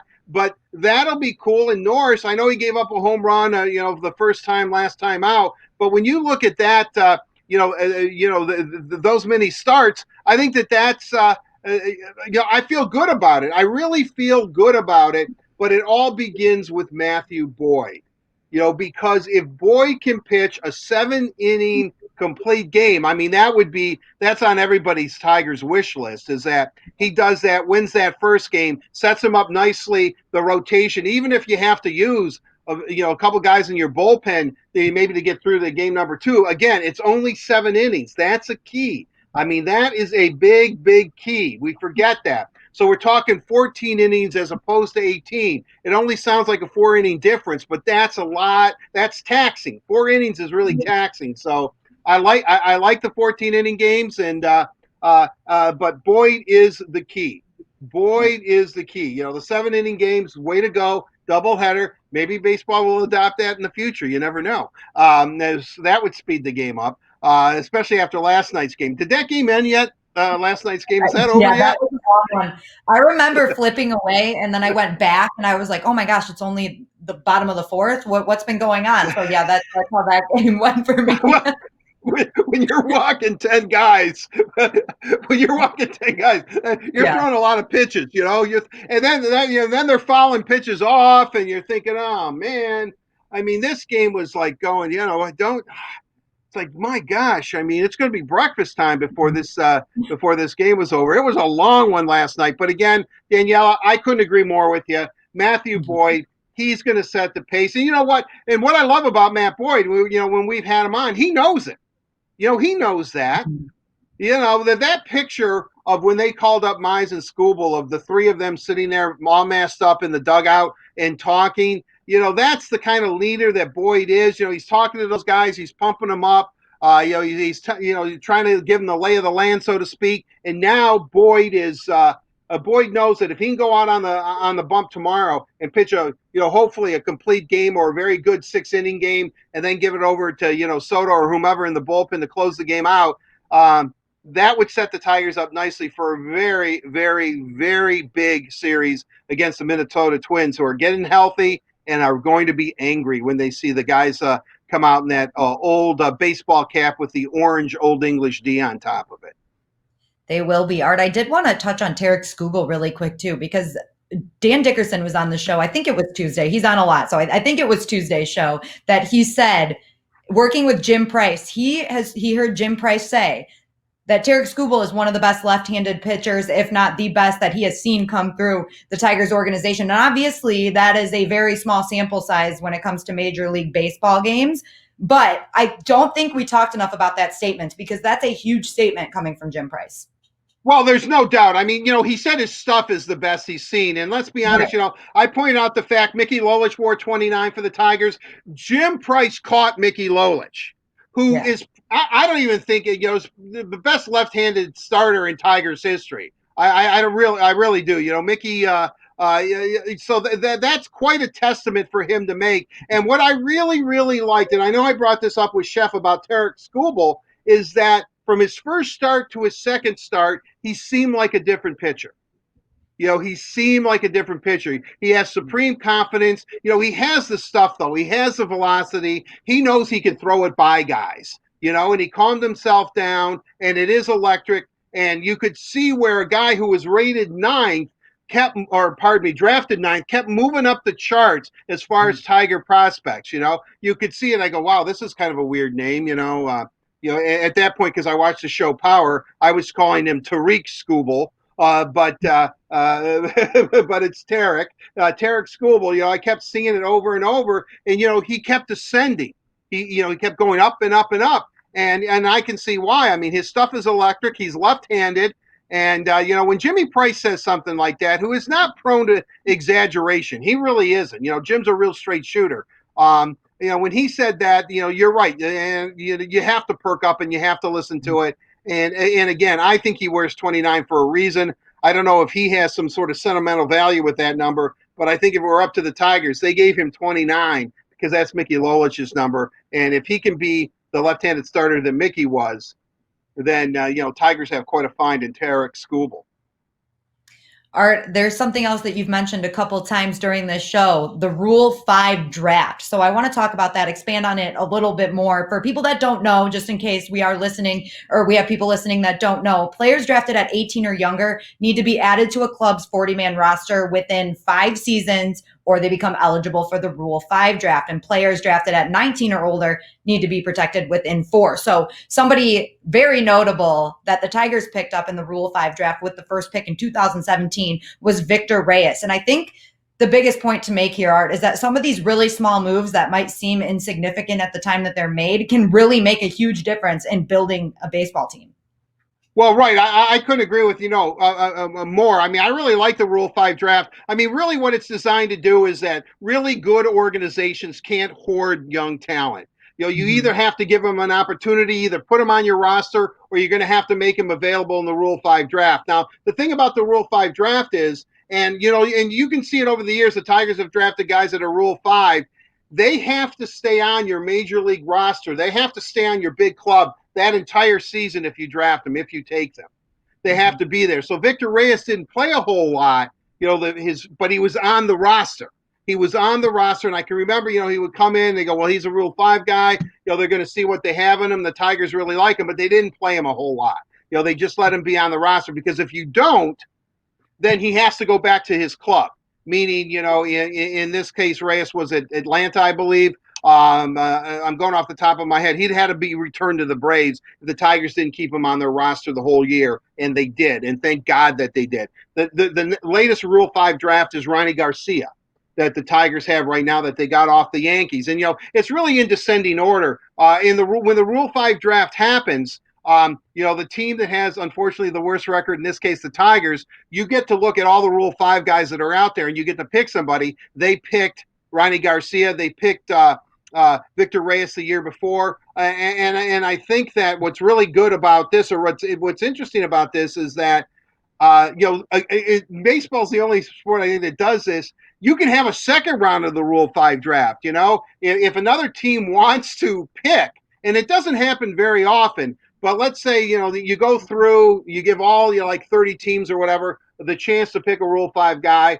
Well, then the Tigers could say, well, hey, we're up again, and if we have somebody we want to pick, and other teams could do that. It doesn't really go that far. It's not a real deep draft, but it's been really, really beneficial. And I think Victor Reyes and our good buddy JP Morosi, John Paul Morosi, tweeted out that Victor Reyes could be the best Rule 5 pickup in a decade.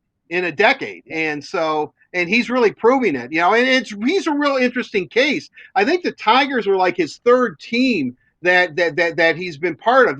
Before the Tigers picked him up in Rule 5, he was traded a couple times. I think Arizona was in there, maybe the Marlins, and then I think the Braves, and finally, he's here in Detroit. So he's a player that's intriguing. Teams have always wanted him, and I think the Tigers were fortunate enough to pick him up in a Rule 5 draft because, he looks like, and I know I'm being real redundant, but he looks like the real deal to me.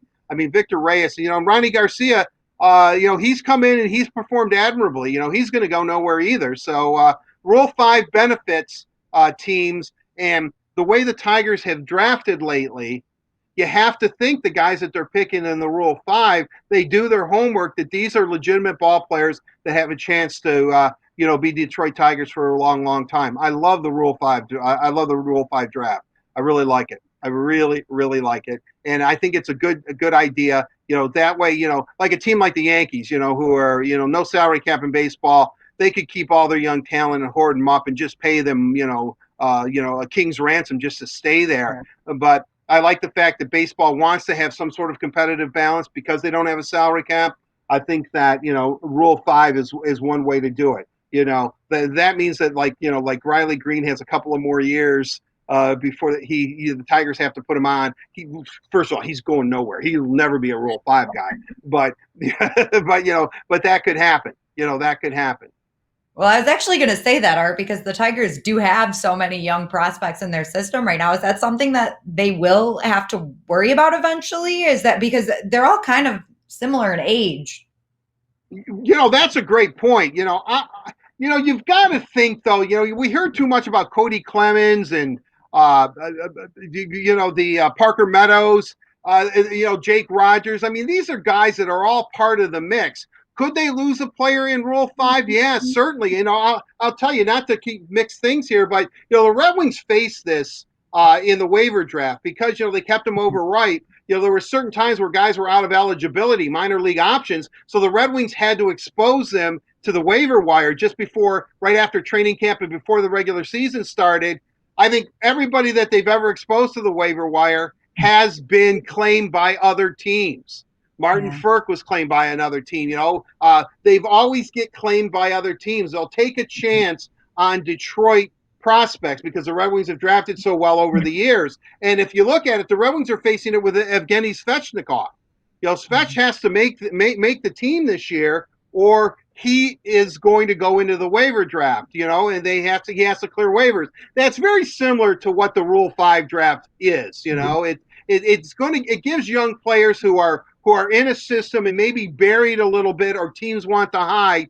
It gives these kids an opportunity, as you explained, to play. And obviously, when they get that opportunity, just imagine Victor Reyes is probably thinking, God, this has been on 3 teams now, and what am I really doing? Everyone seems to like me, and I'm getting playing time. And then boom, he comes to Detroit. He's on their roster for a year, doesn't play a whole lot. Now he's getting an opportunity, and he could be a potential all-star. Maybe I'm exaggerating, but no, I'm not. I think he could be a potential all-star. I don't think so either. You never exaggerate, Art. No, God, no. I'm not prone to exaggeration ever. No.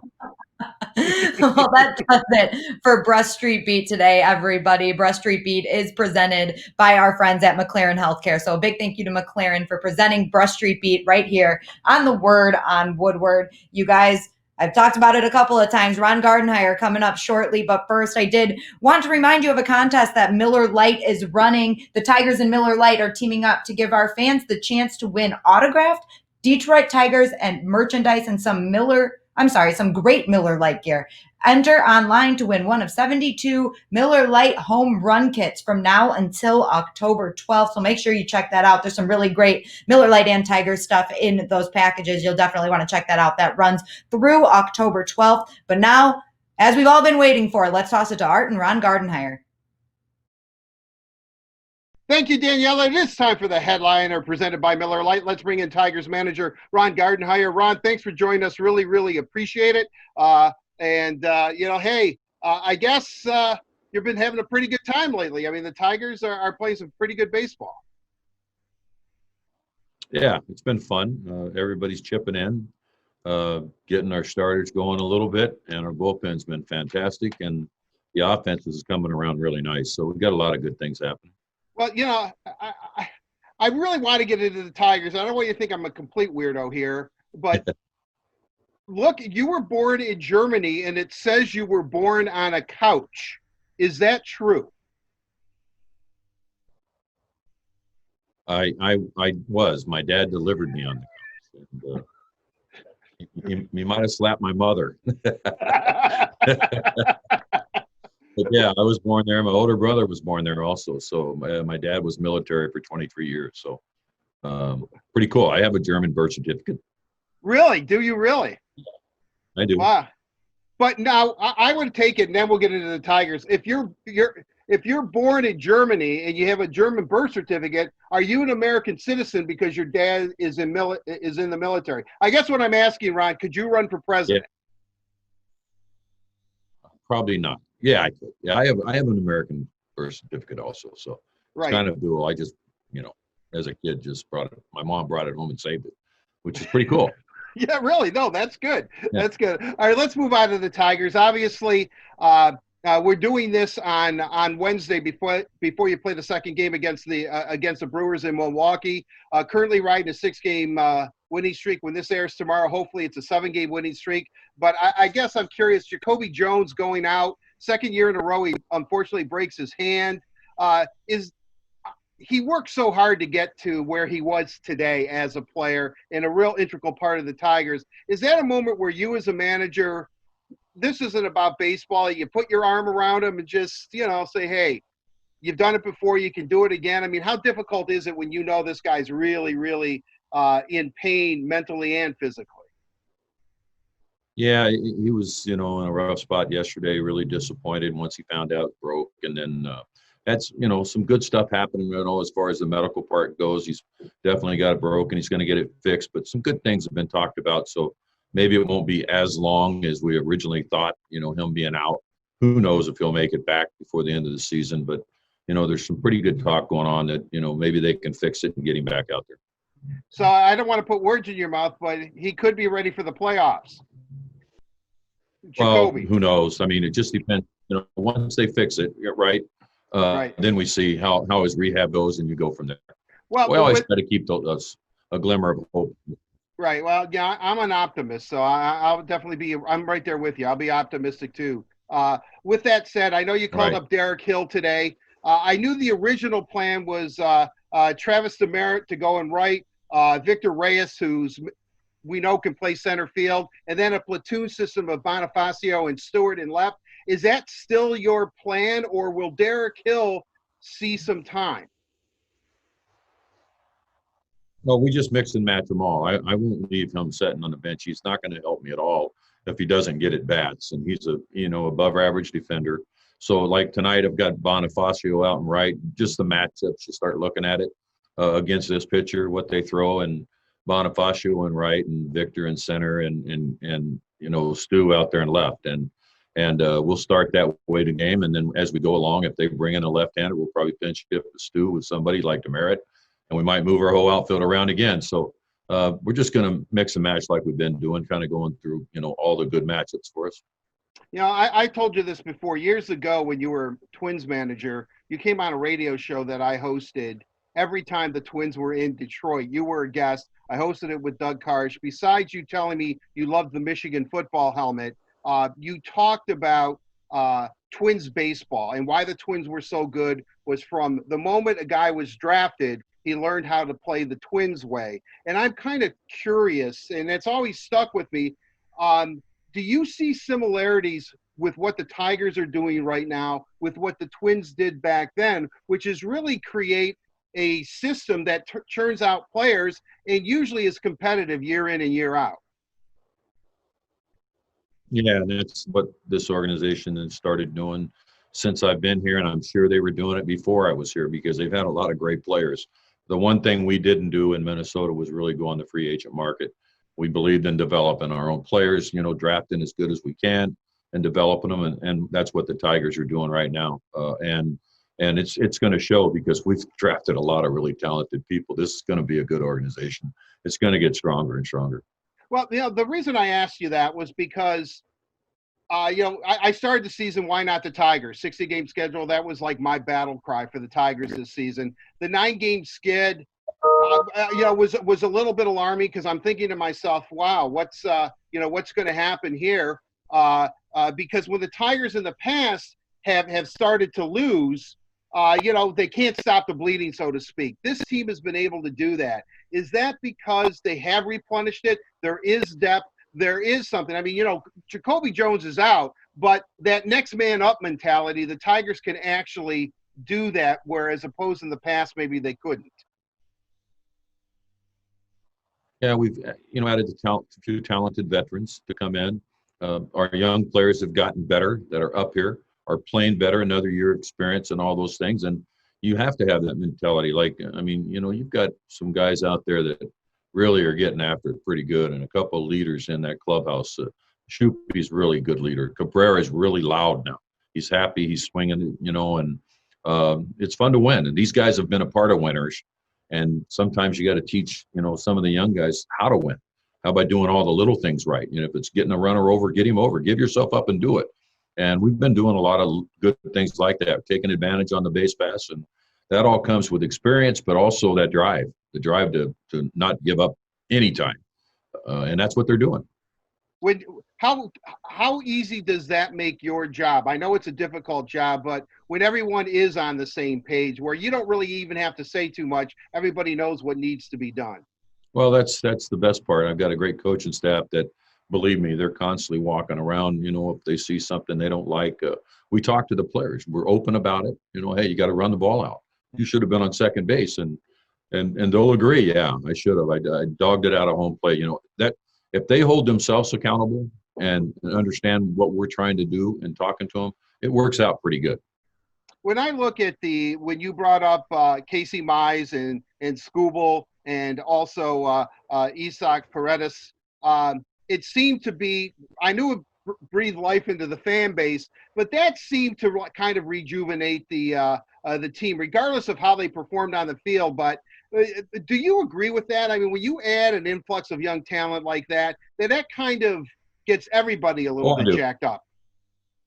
Yeah, that's telling you that this organization sees that we can do some things, add the right people, and get our young players up here for our fans, but also for our team. These pitchers are going to be good. They're, like Mize is kind of scuffled getting out of the starting gate right now. Skubal had a great performance his last outing. And Mize still hadn't kind of figured it out yet. He's overthrowing the ball a little bit, but that's the growing pains. But these players see this, and they know that that's the future of this team. Paredes and Willie Castro come up here and stepped right in and been a big part of it. So there's a lot of good things happening in this club along with the veterans. When I look at your starting pitching, obviously it looks like Matthew Boyd, and we weren't worried about Matthew Boyd. He was going to turn it around. But the Fulmer-Norris combination, do you like what you see, especially when Fulmer had his high in Ks? I mean, together they struck out 11 Brewers on Tuesday night. I know Norris gave up his first home run of the season, but that seems to be working out nicely. Would you agree with that? Yeah, and we're just with Fulmer, we just want to get him through the year. He's missed a couple of years of baseball, so we don't want to push it. We don't want to, end up hurting himself again. And then Danny just needs a pitch, and this is good stretching him out because he is the kind of guy that can come in and get a big lefty out if you need that too. But stretching him out kind of keeps him. If something happens to one of the guys in rotation, he's already up to 60 pitches. We could throw him in there. So that there's twofold. The same way with Alexander. If we have to have a spot start because somebody can't make it, we got these guys that can do it too. Well, there's so much I want to ask you. I know we have you on limited time here. I want to move to the bullpen. I know Joe Jimenez has kind of struggled a little bit. Is it now Soto, or will it still be bullpen or closer by committee? Or is that pretty much how you're going to go? Yeah, we're just going to kind of find the hot spots. You know, when you go along, you get the 7th, 8th, and 9th inning. You figure out where the beefest part of their lineup is, and that's kind of where you throw 100 miles an hour at them. If that happens to be the end of the game, we'll do that. Fortunately for us, we've got a number of guys throwing the ball really well. Cisneros been throwing great. Buck's come back now; he's throwing it. Saw Brian Garcia get a big out. So we've got multiple people that can get people out and finish off a game. And Hemi came in and got the biggest out of the game. You know, when we were playing the Twins. So and getting their big boy out, Cruz. So we'll get Jimenez back in there. All we want to do is get his confidence back up. But you know, we're going to get him in there today. Probably is a good day for him. Maybe throw a complete inning, that type of thing, and go from there. Victor Reyes, a Rule 5 guy. I really like this Rule 5. The Tigers seem to, do their homework when they pick up somebody in the Rule 5 draft. Victor Reyes, I guess I would imagine his play. Are you surprised because he hasn't played a heck of a lot coming into this season, or have you always seen something in him? Because he's certainly a complete ball player. Well, we saw him grow last year. I mean, here's a Rule 5 guy, and all of a sudden you're watching this guy play, and he just got better and better. He got stronger. He worked and worked and worked. He's tireless. He doesn't take a lot of walks. He's up there hacking. But when you hack and you get hits, that's impressive because he'll swing. He'll swing out of the zone. He'll swing it some up above it. But he gets hits. And defensively, no matter where you put him, he goes out during BP and Shag runs balls down, and he does the same thing in the game. So he's just a game-on baseball player. We've got a good one here. They did a really nice job, Rule 5, with this kid. He's grown up, and he's getting stronger, and he can play. Now, Tigers are in the thick of things. They're obviously can make a legitimate playoff run, and they're playing meaningful games here in September. Do you have a message specifically to this team, or do you just let them go out and play? I mean, because there's always seems to be some managers or coaches are constantly in the ear of their players. Other times they take a step back. Managers take a step back and say they're professionals. They know what to do. What kind of style do you have, especially right now where the Tigers are in contention?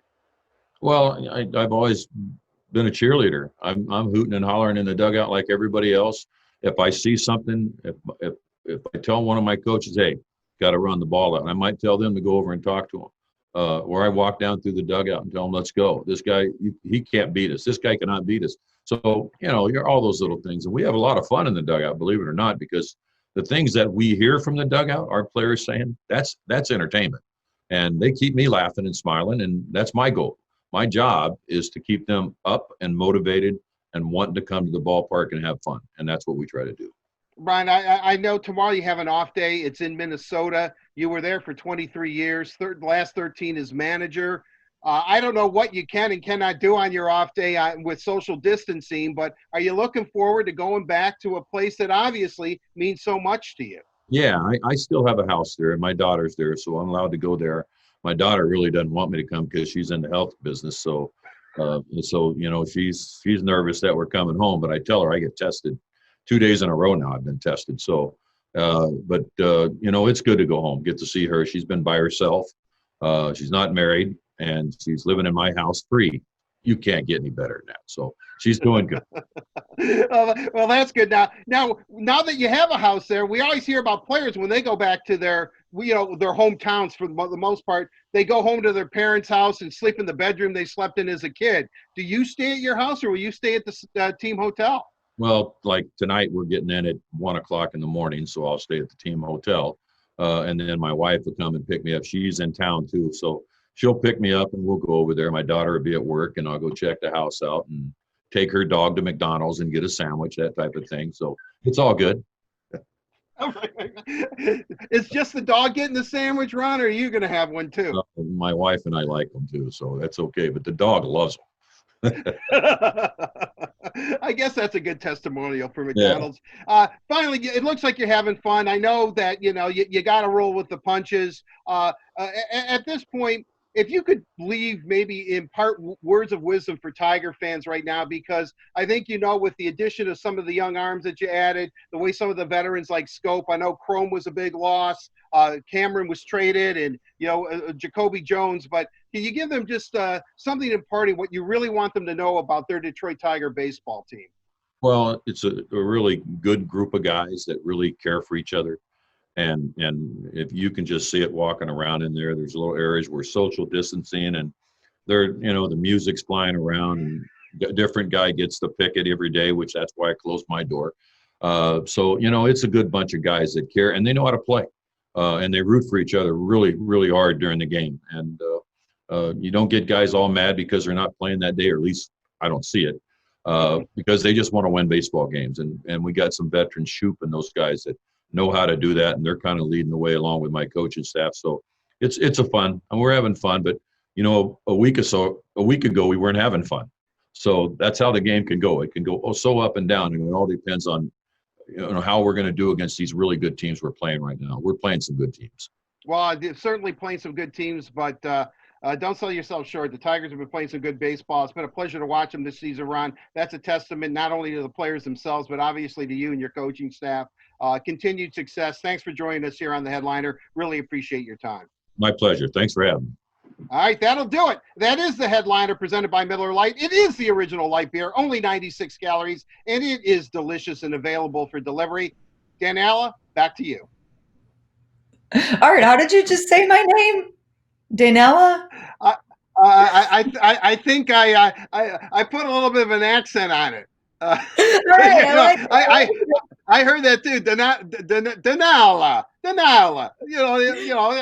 Gives a little more flavor to it. That's actually how you say it. You're my right. family say it. Yeah. Right. Exactly. So so I was channeling in your Italian side there. Okay. We're both Mediterranean. We both have Mediterranean blood coursing through our veins. Yours happens to be Italian, mine happens to be Greek. So yeah. So we're kind of blood related in a weird way. Yeah. I don't know if that's how it works, but we'll roll with it. A reminder, guys, that Art did talk to Ron Gardenhire yesterday before the game. So that was great, Art. Really enjoyed talking to Ron. Right now, we're going to get into Let's Socialize, presented by AAA. And of course, bring in Carley Johnston for this. And one point I did want to make about that interview, Art, he was talking at the end there about how the team has a great relationship. They take turns picking music like most teams do, but he shuts the door. And I couldn't help but think, what kind of music does Ron Gardenhire listen to? He's from. Man. That's a good one, Carly. I don't know what. I would think, he was born in Germany, so he probably listens to that, that heavy metal thrasher German rock. Probably. I mean, that might be in his blood. Wouldn't you say country? I guess. I think doesn't everybody they say listen to country music? To listen to country. I can see him. I can see him listening to classical music. Oddly enough, sitting in his office, just like some Mozart, Beethoven. I can see him vibing to that. I think old school country, like Hank Williams Jr. or something like that. I'll tell you, Carly, that was impressive. Mozart, Beethoven, I'll tell you, eating that broccoli is paying off. That must be big brain food for you. Brain food, it is. I like classical music. He probably listens to classic rock, don't you think? He's really of that age. He probably likes the Stones, the Beatles, Led Zeppelin, the Who. Probably goes down that road. Aerosmith on the American side, the Doors. We would have to ask him, but don't trust me. Country music. You should watch that Ken Burns. I don't know if it's like a 6 or 7 part documentary on country music that came out last fall. Country music's been around a long, long time. So I think that, that seems to be the hot music form right now, though, isn't it? I mean, everybody I know, I look at the young Red Wings when I go in the room and they like country music, and I'm thinking, ooh, Carly, like that? Like Johnny Cash, and it begins and ends there.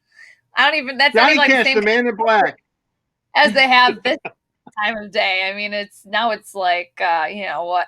I drove my tractor and I break my beer, and I just can't get behind it. Carley Anyway, Johnston sounds like my a country. love left me. I basically just put out a country record. Yeah, Carley Johnston definitely sounds like a country singer name. Right. That's a hit. That's a hit right there. She apparently has crackers, so I think it all works. Imagine Yeah, really, me. you know. You love beer too. I love The beer. farmer's doctor. I like beer. I just want country.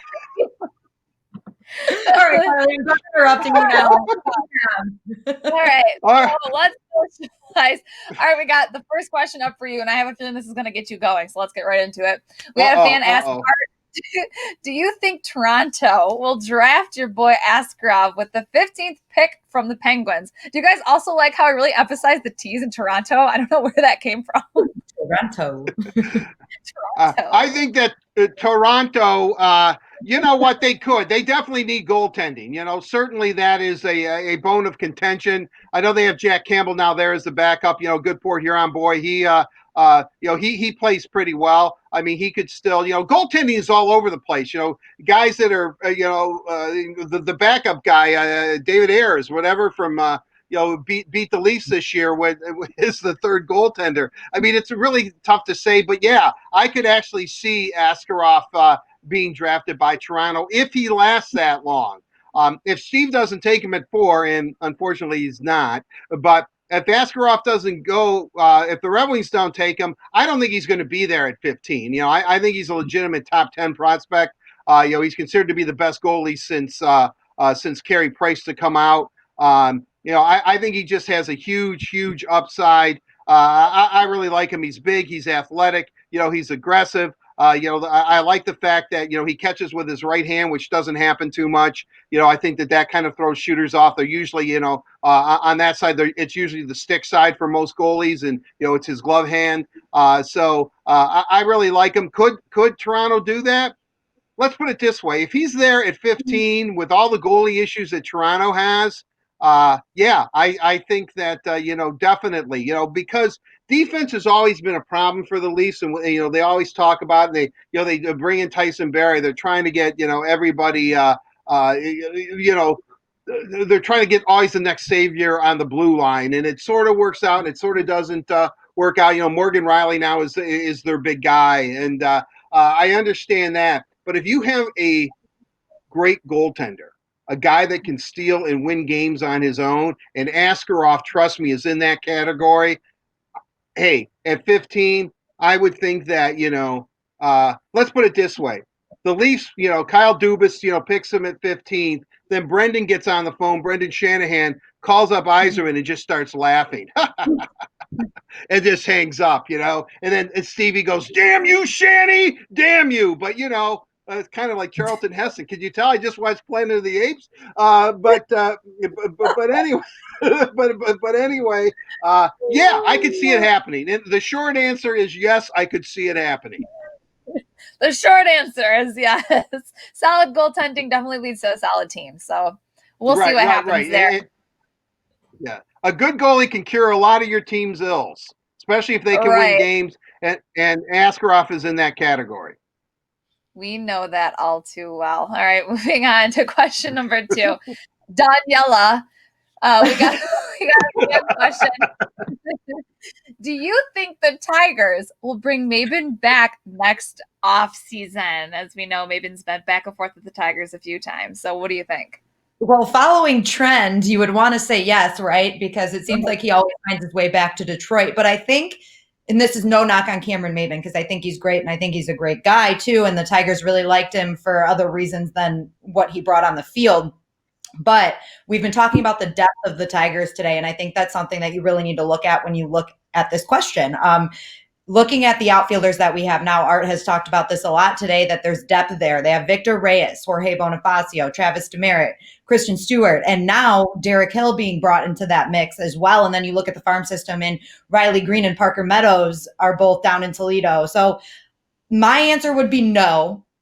I do not think they're going to have to make a move to get another outfielder in Cameron Maben, especially. And hopefully he just has a lot of success with the Cubs and he can stay there. Yeah, definitely wishing him Godspeed. He brought a lot to Detroit. All right. Last but not least, this is something the Detroit Red Wings posted on Instagram saying, choose your adventure. A, you're a goalie and Datsuk is coming in on a breakaway. B, you're the last D-back. What do you do? Danielle and I answered. Danielle said, cry, pray, and hope that I come out with both of my ankles. I said, pull myself and let him get the empty netter. Art, I didn't see you comment on it, so I want to know. Would you pick A or B, and what would you do? Okay, wait. Now A is I'm the goalie and he's breaking in on me, and B is I'm the last defenseman back. What do I do? I would say this. I would say that either way you're going to lose because he's going to embarrass you. Because he's the magic man. He's a magician with the stick. He makes all kinds of moves. So what I would do is I would, which leads me to a really interesting story, and this will be really, really quick. How good was Datsuk? Adam Foote, who was a great defenseman for the Colorado Avalanche. Datsuk's his first year or something like that, and Datsuk's playing, and he makes a move on Adam Foote, goes around him and scores a goal. And Foote skates back to the Colorado bench, but he has to go by the Red Wing bench, and he just shakes his head and just starts laughing. And all the Red Wings laughed and said, "Hey man, we see it in practice every day." You know what I mean? And that's the kind of, and these are heated rivals. That's the kind of thing that as fans, we might miss on the ice, but I remember the players were just talking about how Foote just shook it. Sometimes you do have to tip your cap to the opposition. So what I would do is I would be the last defenseman back. I know he's going to beat me, but at the end of the day, I can always blame it on the goalie. Hey man, he made a great move. But you're the last line of defense, pal. What the hell happened to you? I mean, I tried my job and then you let us down. You didn't pick me up. Make him feel guilty. That's being a good teammate, by the way. If you blame your goalie, no. I would be the defenseman. There's no way I want to be in either one of those scenarios. I'd just be like, you know what? I see him coming for me. I'm just gonna go to the bench. I'm done. I'm good. No, I think I sort of misunderstood that too. I don't know, because I guess in either situation, I would cry, pray, and hope that I keep both of my ankles, because it's a potential that you could break them. Even the goalie, he could break the goalie's ankles too. I don't know what I would do. Like you said, I would hope that I never have to do that. Any hockey player sorry for you. What you really should do, if you're the defenseman, you should try to poke the puck away. Because he's going to be playing around with it. That would be exactly. Hopefully you have a long reach or something. Try to poke the puck away. And even if you're a goaltender, you've got to get the puck off his stick somehow. Because if he's allowed to dipsy duel and do all that, and the puck is on his stick like a magnet, he's going to make you look bad as a defenseman. He's going to go right around you somehow. And obviously, he's going to make you look really, really bad as a goaltender. You should check out, I'm sure they're probably on YouTube, check out some of his penalty shots or breakaways against Marty Turco when Marty Turco was in Dallas. Marty Turco hated Pavel Datsuk. And I don't know how far back that goes. And Datsuk was not a big fan of his either. So when they would match up, I mean, he would get, and I'm going to be Daniela here. Turco would get PO'd when Datsuk would score on him, and Datsuk really wanted to score on him. It was kind of a battle. So the key, I guess, if you're going to try to slow down the Magic Man, is try to somehow poke that puck away. Yeah, somehow is the key word. He's, they didn't coin the nickname Magic Man for no reason. Right. He's definitely that puck. All right. Well, I just had to hear what you were going to say about it, Art, since Danielle and I already gave our 2 cents. But all right, that's all I have, you guys, this time. This has been a good one. Lots of laughs. My cheeks hurt. On that note, I'm going to sign off. Do. After this, they always do. Thank you, Carly, as always. Have some broccoli. Oh, yeah, and make sure you work on your country song, too. I'm expecting that by Tuesday. I thought I already had the top hit. I drove my tractor. Carly, you have one line. Relax with a glass of wine. Have a little Debussy or Mahler, or extend your classical realm. Beethoven's cool. Go Johann Sebastian Bach. If you like harpsichord music, that's the guy for you. Just relax. You'll have a good time. Classical music is hip. It's cool. I'm a classic rock girl. Classical rock. So her and Gardy, that's they hang out. They listen to classic rock. Yeah, together. we hang out, we jam, we do a little, one of these. Oh, wow. We listen to Well, you have the hair to do it. That's for sure. You and Daniella both. Yeah, I'm not doing that. You guys know why. Yeah, Danielle's Why, Danielle? Why, Danielle? What would happen? What would happen to your hair if you were like thrashing with it?